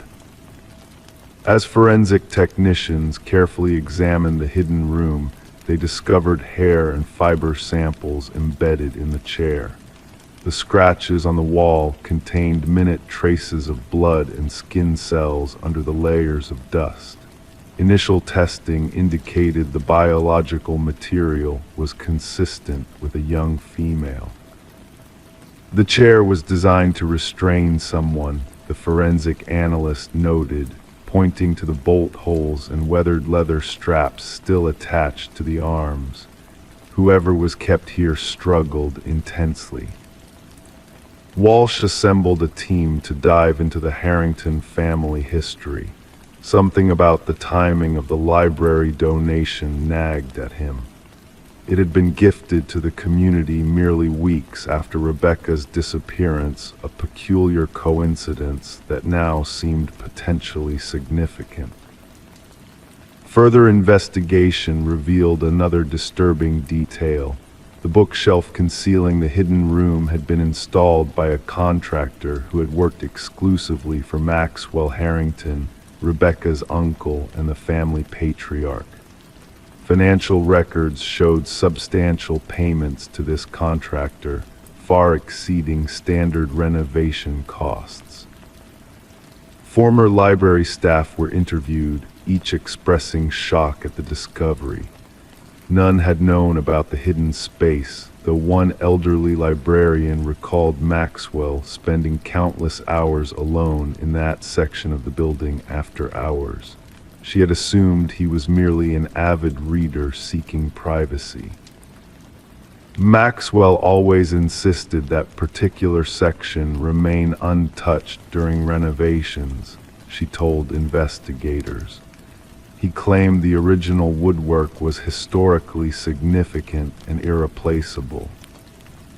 The investigation intensified when forensic results confirmed the DNA from the hidden room matched samples from Rebecca's hairbrush recovered from her old bedroom. The timeline became clearer and more disturbing. Rebecca had not run away. She had been imprisoned behind the bookshelf, potentially by someone within her own family. Detectives obtained a warrant to search the Harrington estate. In Maxwell's study, they discovered a leather-bound journal hidden in a false bottom drawer. The journal contained detailed entries spanning several months, describing an unhealthy obsession with his niece.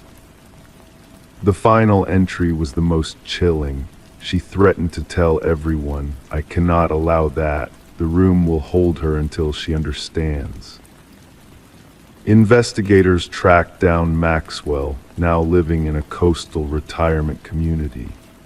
During questioning, he maintained his composure initially, dismissing the hidden room as an architectural curiosity he knew nothing about. But when presented with the journal and DNA evidence, his fa-de crumbled. She was going to ruin everything, he finally admitted, his voice flat and emotionless. Rebecca discovered financial documents proving I had been embezzling from the family foundation for years. The family name meant everything. I couldn't let her destroy it. The confession painted a horrific picture. Maxwell had lured Rebecca to the library, subdued her, and imprisoned her in the hidden room. He had planned to keep her there until she agreed to silence, but something went wrong. During one of his visits, Rebecca had attempted to escape. In the struggle that followed, he had killed her. "I panicked," Maxwell stated during his recorded confession. "I buried her beneath the floorboards of the room and sealed it shut. Then I donated the building to ensure no one would ever renovate that section." Ground-penetrating radar confirmed the presence of human remains beneath the floor of the hidden room. Excavation revealed Rebecca's skeletal remains, still wearing the silver bracelet her parents had given her for her 20th birthday. The Harrington family attended Maxwell's sentencing, watching in somber silence as justice was finally delivered. Rebecca's mother clutched her daughter's recovered bracelet, the only piece of her they could bury properly after all these years. The library demolition was halted indefinitely as it became a site for mourning and reflection. Community members left flowers at the entrance, honoring a life cut short and a truth that had waited patiently behind a bookshelf to be discovered. In a sad twist of irony, it was Rebecca who had the final word.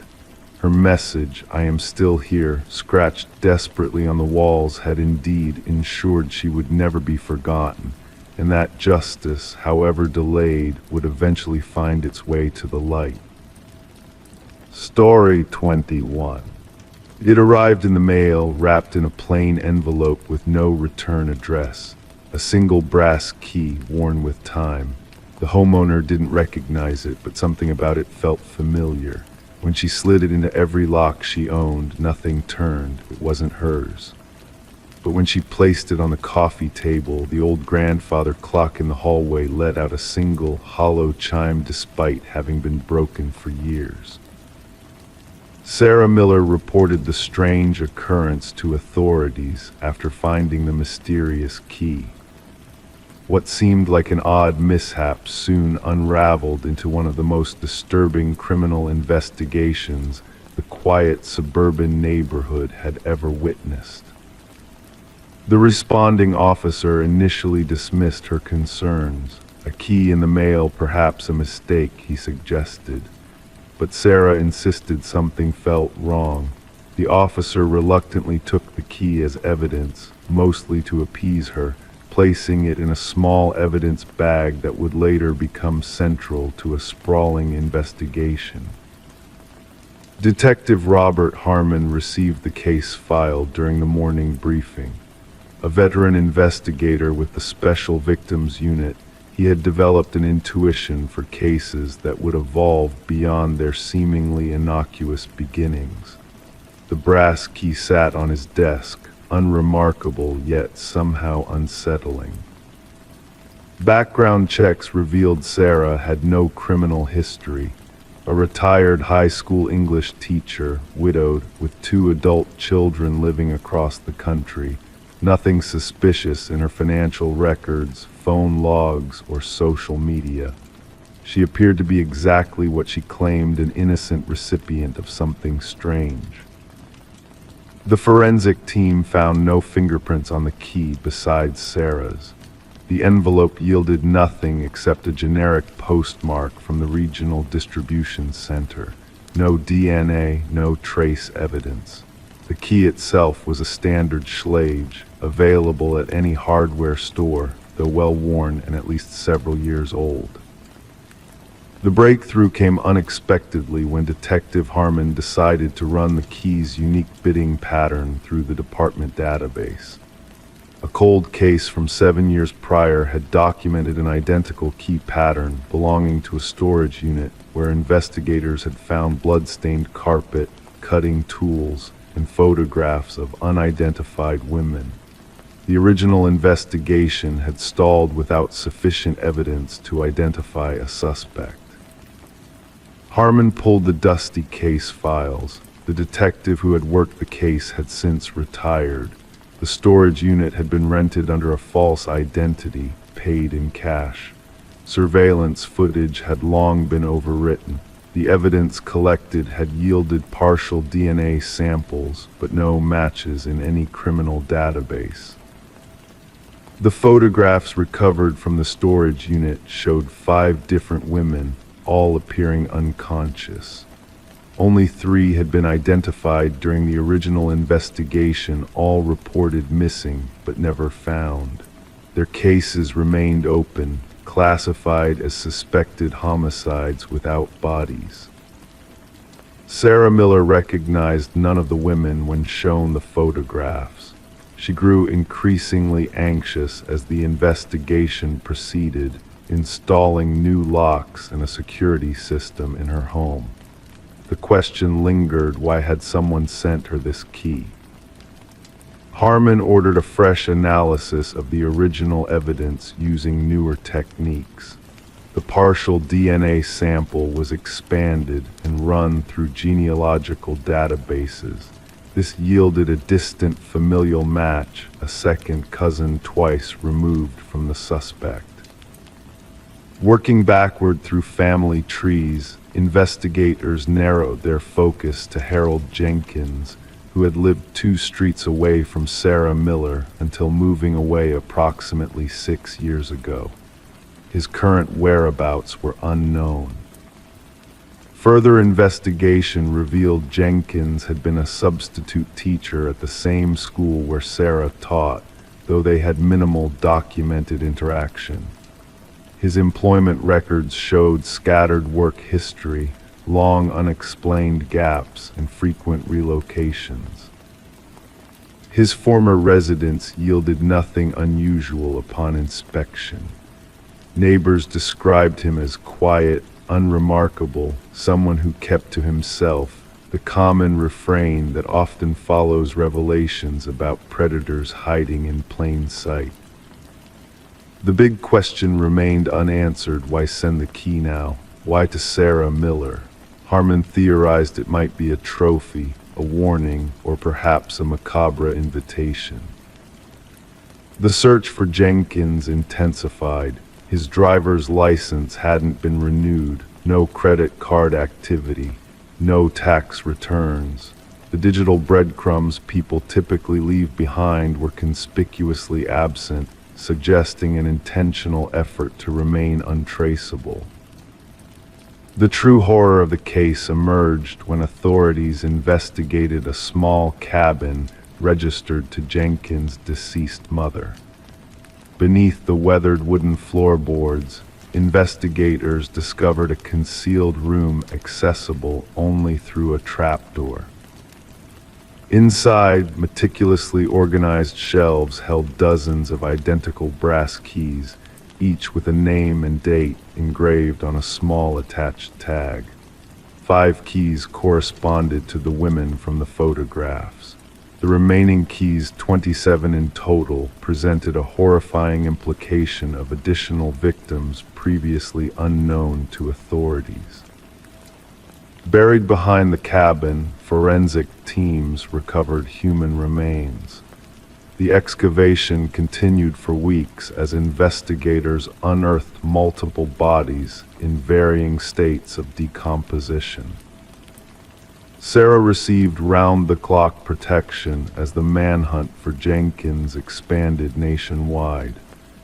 Behavioral analysts suggested the key represented a twisted invitation, Jenkins selecting Sarah as someone to appreciate his work. The press dubbed him the Keymaster, a name that spread rapidly across national headlines. Fear permeated the community as residents questioned how such horror had existed among them undetected. Detection dogs tracked a scent from the cabin into the surrounding wilderness. Search teams combed dense forest areas. Thermal imaging drones scanned terrain too dangerous for ground teams. The manhunt became one of the largest in regional history. A wildlife photographer hiking in remote woods captured an image of someone matching Jenkins' description. The grainy photograph showed a bearded man with hollow eyes carrying a backpack, heading deeper into the wilderness. Authorities closed in on the area, establishing a perimeter. Tactical teams navigated difficult terrain while psychological profilers predicted Jenkins would not surrender. They anticipated he might have prepared for this contingency with hidden supplies and escape routes. The final confrontation occurred when a patrol officer encountered Jenkins attempting to cross a river.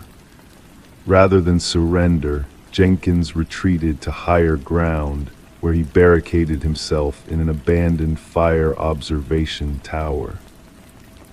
Negotiators attempted communication for hours without response. When tactical teams finally breached the tower, they found Jenkins dead from a self-inflicted wound. Beside his body lay a journal containing detailed accounts of his crimes, alongside a single brass key identical to the one Sarah had received. Inside a waterproof container, investigators discovered additional evidence, including photographs, maps marking burial locations, and personal effects taken from victims, a methodically preserved record of atrocities spanning nearly a decade. The journal's final entry addressed Sarah directly. "You never noticed me, but I noticed everything about you. The key opens nothing because what I wanted to give you cannot be unlocked with metal, only with recognition. Now everyone will remember my name." The subsequent investigation identified 32 victims in total. Families who had spent years wondering about missing loved ones finally received answers, though the closure came with the unbearable weight of confirmed tragedy. Sarah never returned to her home, unable to reconcile the horror that had brushed so close to her ordinary life. The grandfather clock that had mysteriously chimed was examined and found to contain a small wireless receiver Jenkins had been watching, waiting for the moment she received his gift. The case remains one of the most disturbing examples of predatory behavior hiding beneath a veneer of normalcy.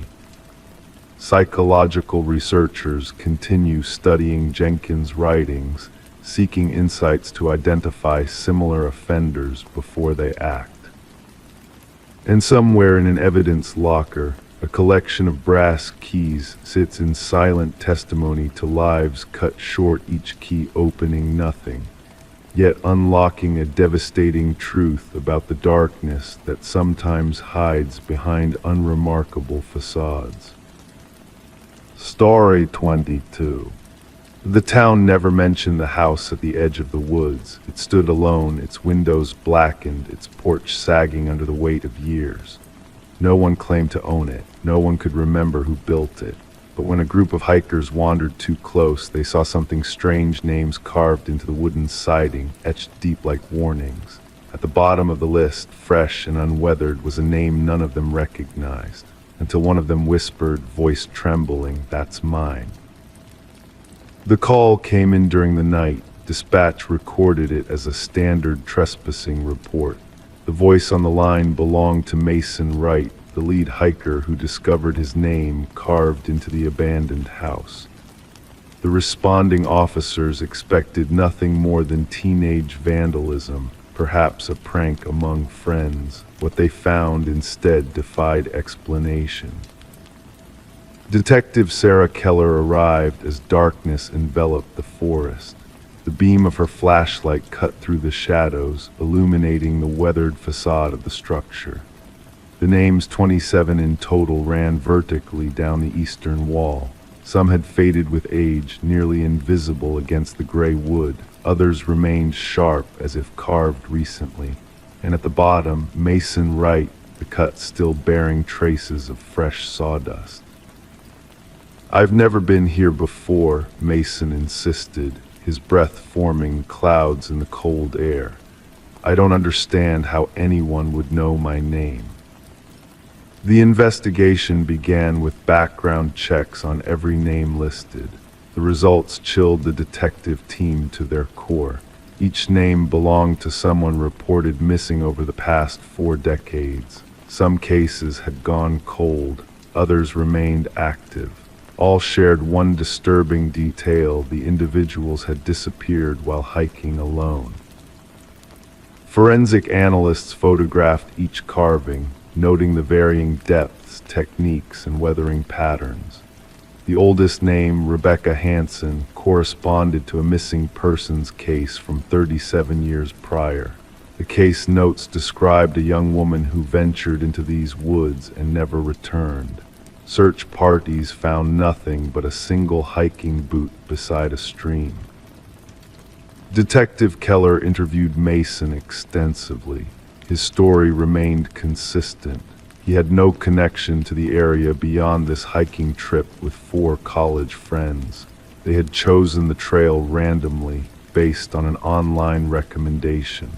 Nothing about his background linked him to any of the other names on the wall. The investigation shifted focus to Mason's companions. Emily Chen, the group photographer, provided pictures taken throughout their hike. In reviewing the images, analysts noticed something disturbing. A blurred figure appeared in the background of 3 separate photos. The shape resembled a tall, thin man, always partially obscured by trees. "We never saw anyone else on the trail," Emily insisted. "We would have remembered." Detective Keller ordered a search of the house interior. The structure appeared abandoned. Dust covered every surface. Furniture lay broken and scattered. Yet in the basement, officers discovered a disturbing scene.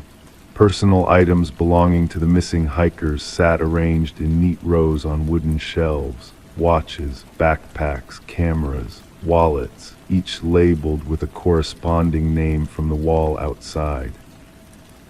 The evidence technicians worked methodically, documenting every item. Under ultraviolet light, blood patterns emerged on the concrete floor, years of stains that someone had attempted to clean. Ground-penetrating radar revealed no bodies buried beneath the house, yet cadaver dogs alerted repeatedly near the back of the property where the forest grew densest. As the investigation intensified, Detective Keller noticed unusual behavior from Mason Wright. He began reporting strange occurrences, whispers outside his apartment, footprints in fresh snow leading to his door but not away, figures watching from the street. The department assigned an officer to protect him, but Mason grew increasingly paranoid. The breakthrough came when researchers discovered land records buried in county archives. The house had belonged to a reclusive hunter named Victor Blackwood. Neighbors rarely saw him, describing brief encounters with an unnervingly tall, gaunt man who avoided conversation. Blackwood disappeared without trace 15 years ago, his disappearance never officially investigated. Detective Keller obtained a warrant to search deeper into the surrounding forest. The search team discovered a network of crude hunting blinds strategically positioned along popular hiking paths. Inside one, they found a journal containing meticulous observations, descriptions of hikers, their routes, equipment, and patterns. The handwriting matched samples from Victor Blackwood's few existing documents. The journal entries grew increasingly disturbing over time. Early pages detailed hunting techniques for animals. Later entries described humans as prey, their habits, vulnerabilities, and methods for their collection. The final pages contained detailed accounts of stalking each victim on the wall, including elaborate descriptions of how he selected his targets. The manhunt for Blackwood mobilized across multiple jurisdictions. Helicopters equipped with thermal imaging scanned the forest. Tactical teams methodically searched every cave and ravine, yet no trace of the suspect emerged. Mason Wright stopped answering his phone. Officers dispatched to his apartment found the door unlocked, the rooms empty. On his bedroom wall, freshly carved, was a single line: "The hunter becomes the hunted." The search for Mason continued for weeks without success. Then, during a secondary sweep of Blackwood's house, forensic technicians made a horrifying discovery. Hidden behind a false wall in the basement, they found a small workshop containing woodworking tools, jars of wood preservatives, and a freshly carved piece of wood bearing a new name not yet mounted to the exterior wall. Detective Keller recognized the name instantly. It belonged to the lead forensic technician who had processed the house during the initial investigation. The technician had called in sick that morning and couldn't be reached by phone. Authorities established a continuous surveillance perimeter around the house. Camera systems recorded every approach. Motion sensors monitored for intrusions. The trap was set. 3 nights later, sensors triggered an alert. Security footage captured a figure emerging from the forest, impossibly tall and thin, moving with unnatural grace. The figure approached the house directly, seemingly unconcerned about the surveillance. As tactical teams closed in, the cameras briefly lost connection. When the system recovered, the figure had vanished. The house remains under constant surveillance today. Mason Wright and the forensic technician were never found. The investigation continues, with new resources allocated as similar disappearances are reported in other forested regions. The names on the wall have become legendary among criminal investigators. Some officers refuse to speak them aloud, others avoid the case entirely. And local hikers now give the house a wide berth, afraid that speaking of it might somehow add their names to that terrible list, the names no one speaks. Story 23. At first it was just a flicker, a glitch in the baby monitor's feed. The mother dismissed it as interference, but then the audio crackled and a voice whispered, "SHHH, go back to sleep." Her blood turned to ice. She ran to her son's room, heart pounding, but the crib was empty. The window was closed, the door still locked. The only thing out of place was the stuffed rabbit on the floor, its glassy black eyes staring up at her. Rebecca would later tell investigators she screamed until her throat burned raw. The neighbors heard her cries and called emergency services. When authorities arrived, they found her clutching the stuffed rabbit, rocking back and forth on the nursery floor. The 4-month-old infant, Samuel, had vanished without a trace. The initial investigation yielded few leads. No signs of forced entry were discovered. The security system remained armed throughout the night. The recorded baby monitor footage showed nothing unusual until that mysterious voice and static. Investigators were baffled. How could an intruder enter a locked home, take a child, and leave without disturbing anything except a stuffed animal? Rebecca became the primary suspect. Her husband Daniel had been away on business. Their marriage had been strained since Samuel's birth. Medical records revealed Rebecca had sought help for postpartum depression.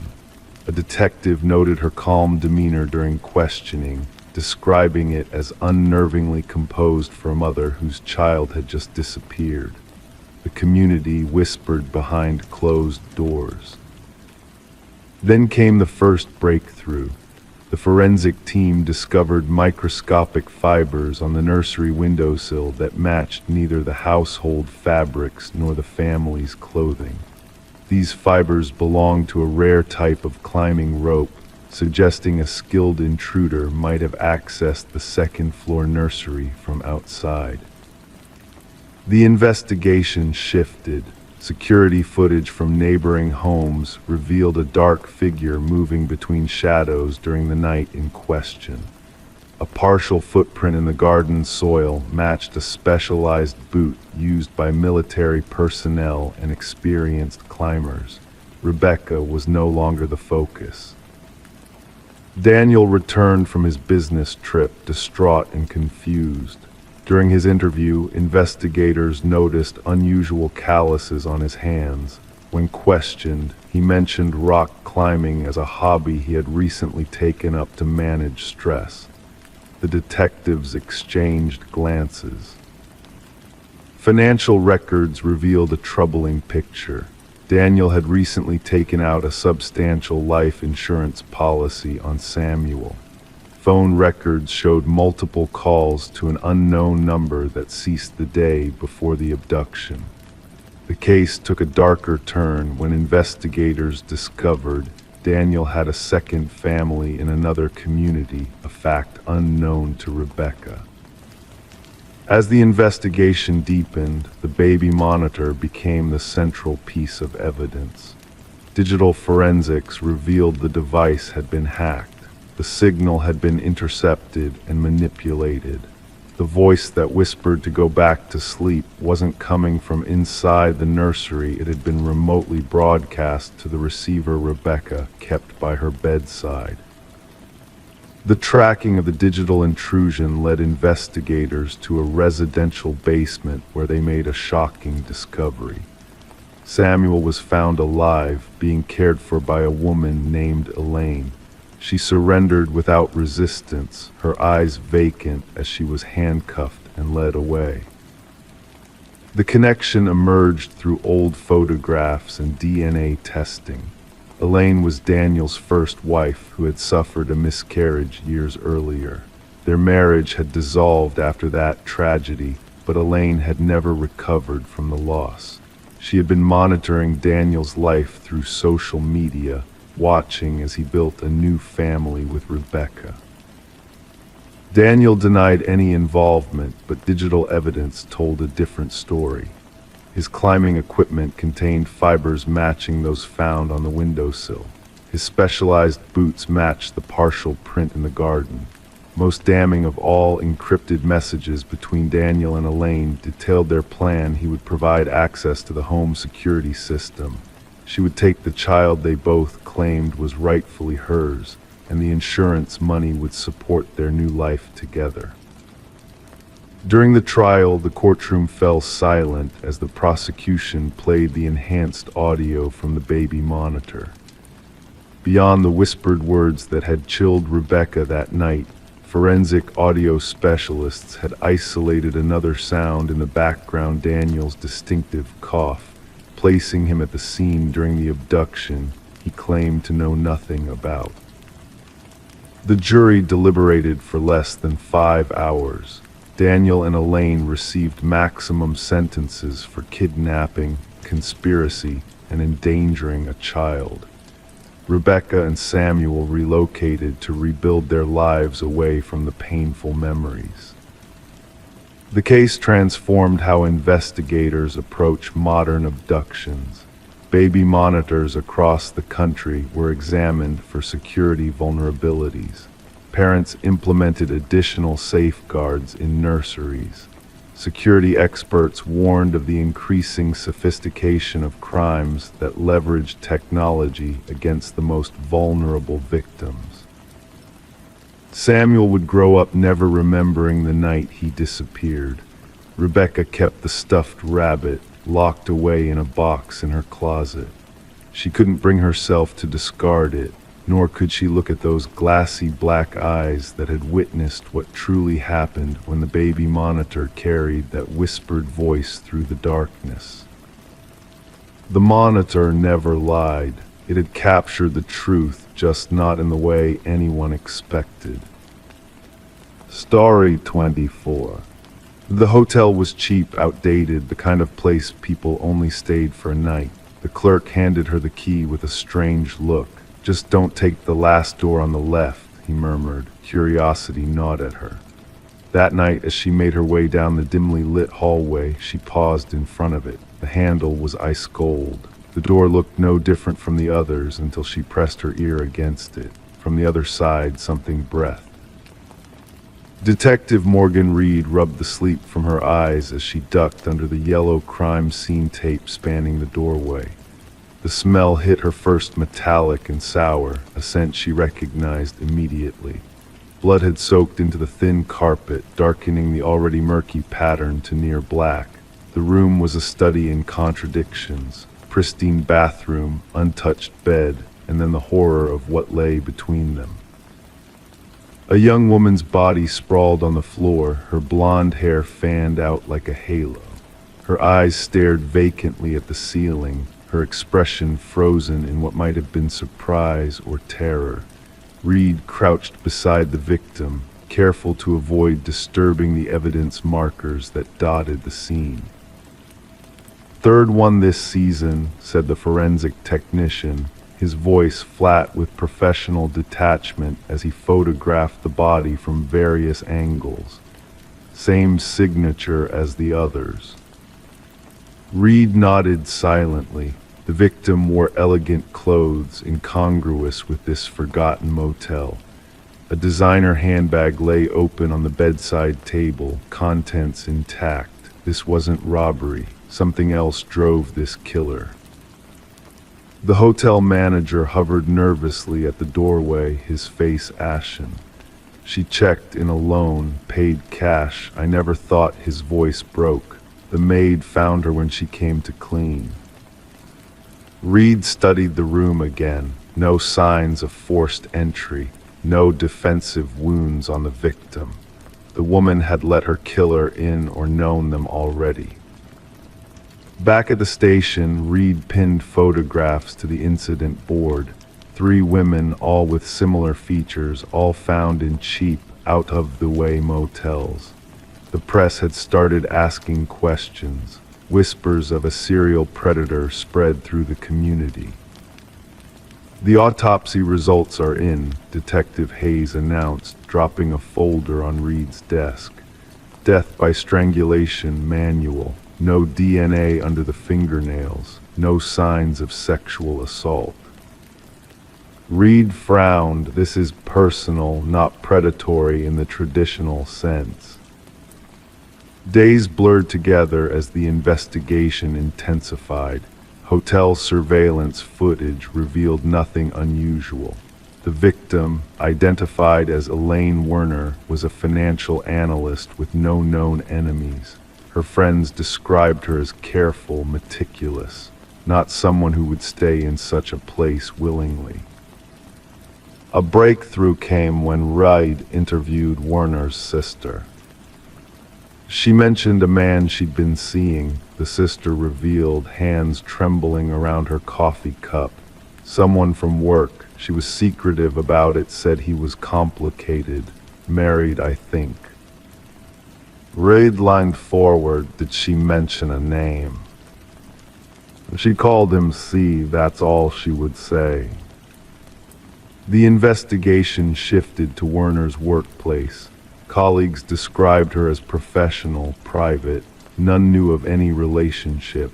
But when Reed searched Werner's desk, she found a business card tucked inside a desk calendar. Charles Emerson, Senior Vice President. Emerson presented the perfect facade when questioned, concerned, helpful, appropriately distanced. His alibi seemed solid, dinner with his wife and another couple, but something in his eyes made Reed uneasy. "Did you know Elaine Werner outside of work?" Reed asked casually.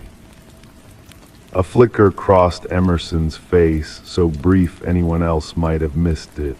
Only professionally.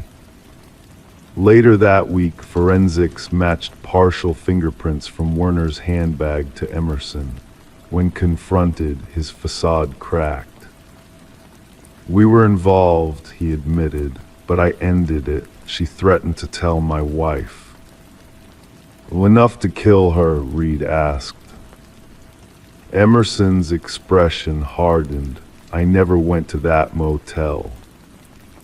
Yet hotel records told a different story. A credit card transaction for the adjacent room paid with a corporate card linked to Emerson's company. When they searched that room, they found a small camera hidden in the shared wall vent. The evidence mounted. Fibers from Emerson's distinctive suit matched those found on Werner's body. His DNA appeared on a water glass in her room. And when they examined his home computer, they discovered similar recordings of the 2 previous victims. The pattern emerged. Emerson selected women who resembled his wife when younger. He convinced them to meet at specific motels, always choosing the room next to the last door on the left, a room he had already prepared with surveillance equipment. He recorded their encounters, then returned later to eliminate the evidence, the women themselves. In the interrogation room, Emerson's composure finally shattered. "They were going to ruin everything," he whispered. "My reputation, my marriage, my life." The trial was brief but sensational. 3 families watched as justice unfolded in the sterile courtroom. Emerson never showed remorse, maintaining the blank expression that had served him well in the corporate world. The judge sentenced him to life without parole. As officers led him away, Reed caught his eye. For just a moment, she glimpsed something behind his mask, not humanity, but its absence, a void where empathy should have been. The media called it the door on the left case. Psychologists studied Emerson's pathology. True crime enthusiasts dissected every detail. But for Reed, the case never truly closed. Sometimes, walking down hotel hallways, she found herself counting doors, wondering what secrets might breathe behind them. In the evidence locker, locked away from public view, 3 identical hotel keys remained tagged and catalogued. Physical reminders that some doors, once opened, can never be closed again. Story 25. It was a pocket dial, just static and muffled sounds. The operator almost ignored it until a voice cut through. A woman whispering frantically, "He's here." He then silence. The number led to an empty house, abandoned for years. No signs of forced entry, no disturbances. But in the dust-covered kitchen, the phone sat on the counter, screen glowing. The call had been made just minutes ago. Detective Morgan Reed pressed the playback button for the 5th time. The whisper haunted her, desperate, terrified, and impossible. The abandoned property had belonged to the Sullivan family before they relocated following a house fire that consumed most of the West Wing. Nobody had lived there since. The caretaker visited monthly and swore nobody had entered in years. "Background check on the number," Morgan asked her partner, Detective Walsh. "Registered to Catherine Sullivan, the daughter. She died 3 years ago in a car accident." Morgan stared at the evidence bag containing the phone.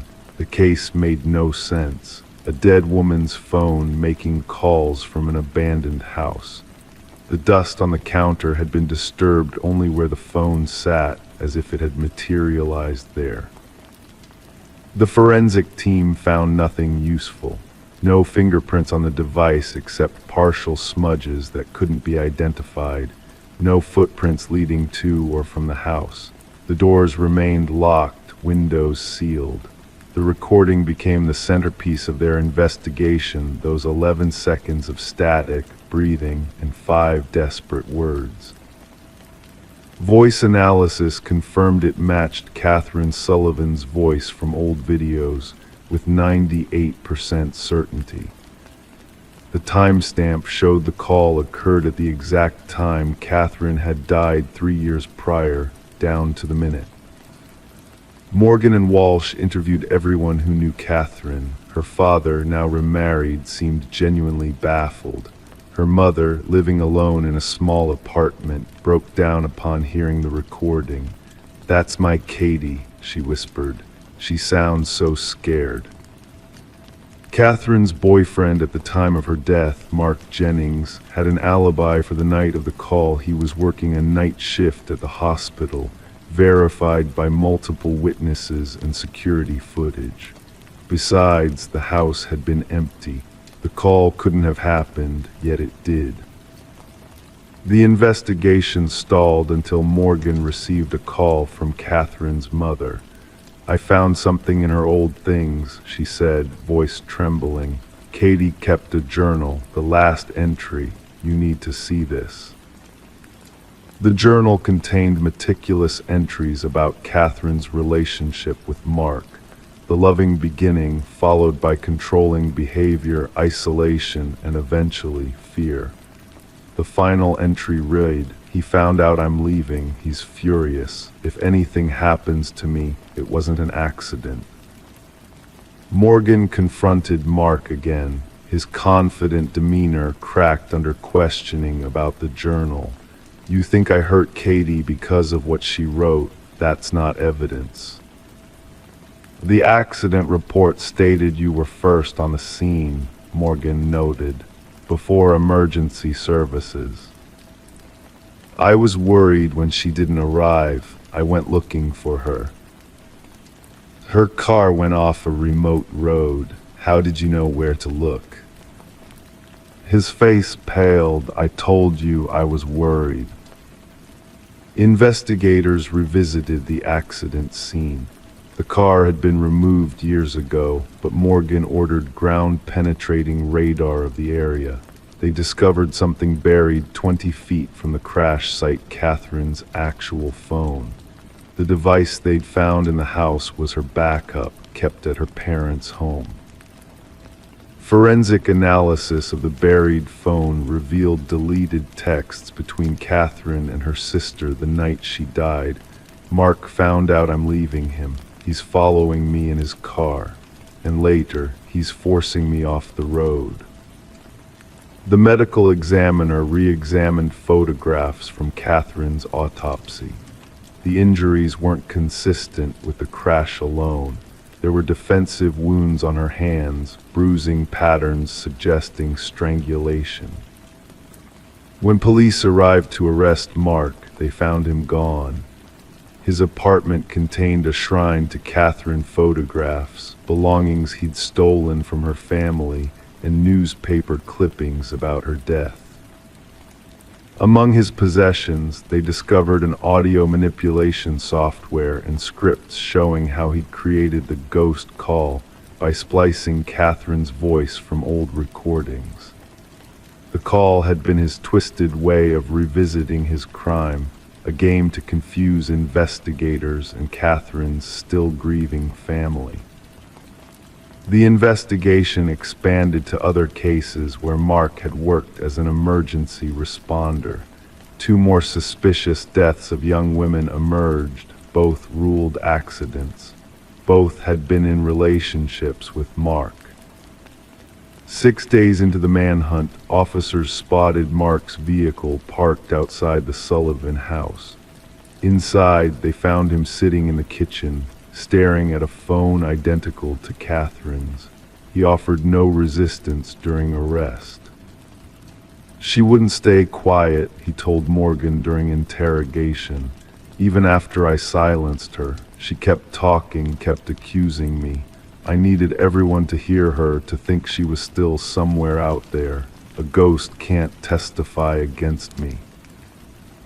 The jury deliberated for less than 3 hours before finding Mark guilty of first-degree murder.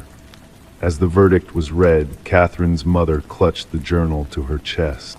Justice had finally arrived, not through supernatural means, but through the voice Catherine had left behind in her words, her fears documented in ink, her final desperate attempts to reach safety. The phone from the abandoned house now sits in the evidence locker. Sometimes officers swear they hear it ring, though its battery was removed long ago. Catherine's story lives on, not as a ghost tale, but as a reminder that victims find ways to speak, even when their voices have been silenced. Story 26. The new homeowners thought it was just a quirk how the old intercom system crackled late at night, a relic from another time, rewired but long forgotten. Then one night the husband pressed the button out of curiosity. A whisper crackled through the speaker. "Why did you come back?" He jolted back, his hands shaking. His wife, standing behind him, whispered, "I never said that." The Victorian manor sat nestled among ancient oak trees, its weathered exterior belying the renovated modern interior. Daniel and Meredith Parker had purchased the property at a surprisingly reasonable price, despite the real estate agent's nervous demeanor during the walkthrough. The intercom system, a vintage feature connecting all rooms, had been one of the selling points for the history-loving couple. Detective Sarah Reeves pulled up to the property, gravel crunching beneath the tires of her unmarked vehicle. The call had come in as a potential break-in, but something in the dispatcher's voice suggested there was more to the story.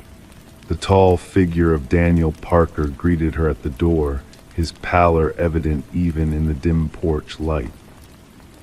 "It started with the intercom," he explained, leading Detective Reeves through the grand foyer. "Just static at first, then whispers, then full sentences. My wife thought I was imagining things until she heard it too." In the living room, Meredith sat rigid on an antique sofa, hands clutching a steaming mug that remained untouched. "We found something behind the wall," she said without preamble. Daniel wanted to expand the kitchen pantry, and when he took down the drywall, her voice faltered. Behind the wall, wrapped in deteriorating plastic, they had discovered a small leather-bound journal. Detective Reeves donned gloves before carefully opening its brittle pages. The handwriting, elegant yet frantic, belonged to someone named Alina, the apparent previous owner. The entries detailed her growing suspicion that her husband Vincent was planning to harm her. "The final entry was dated 30 years ago," Daniel explained. "After that, nothing. The previous owners claimed they bought it from an elderly man who moved to a retirement community. The investigation uncovered that Vincent and Alina Blackwood had indeed owned the house. Property records showed Vincent had sold the house shortly after Alina allegedly left him. No divorce was ever filed, no change of address, no financial transactions in Alina's name after the date of the final journal entry. Detective Reeves assembled a team to examine the property thoroughly. Ground-penetrating radar revealed anomalies beneath the concrete foundation of the garden shed. As investigators broke through the decades-old concrete, the truth emerged in the form of human remains. Forensic analysis confirmed the skeleton belonged to a woman in her 40s, with evidence of blunt force trauma to the skull. A gold wedding band found among the remains bore an inscription, "To Alina, my eternal love." The case against Vincent Blackwood built rapidly. Now elderly and living in a care facility, his mind was sharp enough to understand the charges brought against him. When confronted with the evidence, his response chilled even the seasoned detective. "She wouldn't stop talking," Vincent said, his voice eerily calm. "Always chattering through that damned intercom, checking on me, questioning me. I disconnected it, but she rewired it herself. Said she wanted to always be able to reach me, no matter where I was in the house." He looked up, eyes vacant. "I just wanted quiet." During his confession, Vincent revealed how he had carefully constructed the narrative of Alina abandoning him, even sending postcards to neighbors from various locations, written in forged handwriting. He had lived in the house for years afterward, walking daily over the concrete where his wife lay buried. The trial was brief, with Vincent pleading guilty to murder. The sentencing judge noted the calculated nature of the crime and the decades of deception that followed. Daniel and Meredith eventually sold the house, unable to remain after learning its dark history. Before leaving, they held a memorial service for Alina in the garden, now restored after the investigation. The intercom system was removed during renovations by the next owners. Workers reported hearing static and whispers during the removal process, though they attributed it to interference from their power tools. Detective Reeves visited the Blackwood case file one last time before it was archived. As she closed the manila folder, she reflected on how the house itself had seemingly reached across time to reveal its secret. The justice system had finally caught up with Vincent Blackwood, but only because Eleanor had found a way to make herself heard. The case became known among local law enforcement as the house that answered back. Detective Reeves would sometimes drive past the property on her way home. She never stopped, but she would slow down, window rolled down slightly, listening for whispers carried on the breeze. Story 27. The current was slow that morning, the water glassy and still. The fisherman almost didn't notice the suitcase bobbing near the shore. At first he thought someone had dumped old clothes, but as he waded closer, the stench hit him thick, cloying, unmistakable. The case was wrapped in chains, its edges rusted from exposure. When authorities pried it open, they didn't find clothes, they found hair, fingers curled into a frozen grasp, and at the bottom a note, "This isn't the first." Detective Sarah Mercer pressed her handkerchief to her nose as she surveyed the grim scene. The victim was female, mid-30s, with dark hair and pale skin now mottled from water exposure. The medical examiner worked methodically, documenting every detail before the body was removed.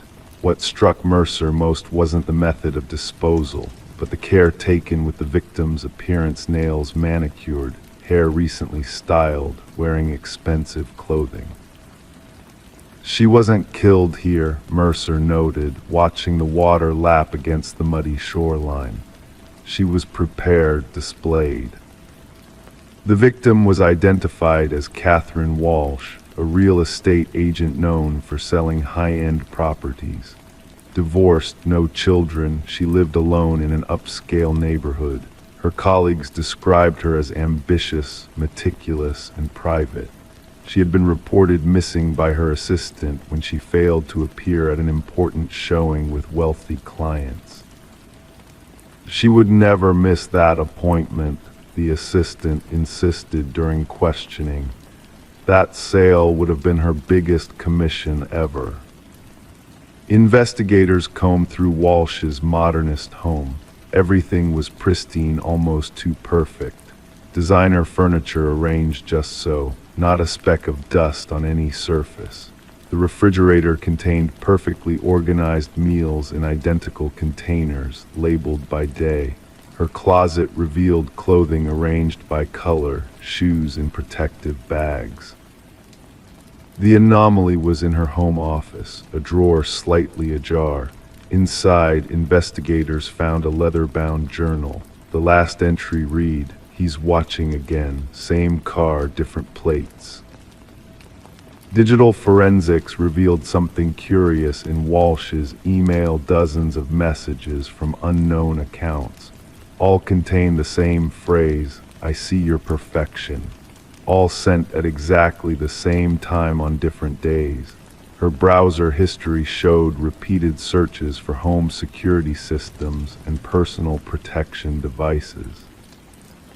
Detective Mercer connected these findings with evidence from the crime scene: the careful arrangement of the body, the presentation. "Our killer is methodical," she told her partner. "This wasn't rage, this was ritual." The breakthrough came from an unexpected source. A local pawnshop owner recognized Walsh's distinctive emerald necklace, missing from her personal effects. The man who'd pawned it was a regular Michael Linden, a quiet, unremarkable maintenance worker. Surveillance footage showed Linden entering Walsh's building multiple times over several months, sometimes with his maintenance cart, other times without. Always during times when she would be away showing properties.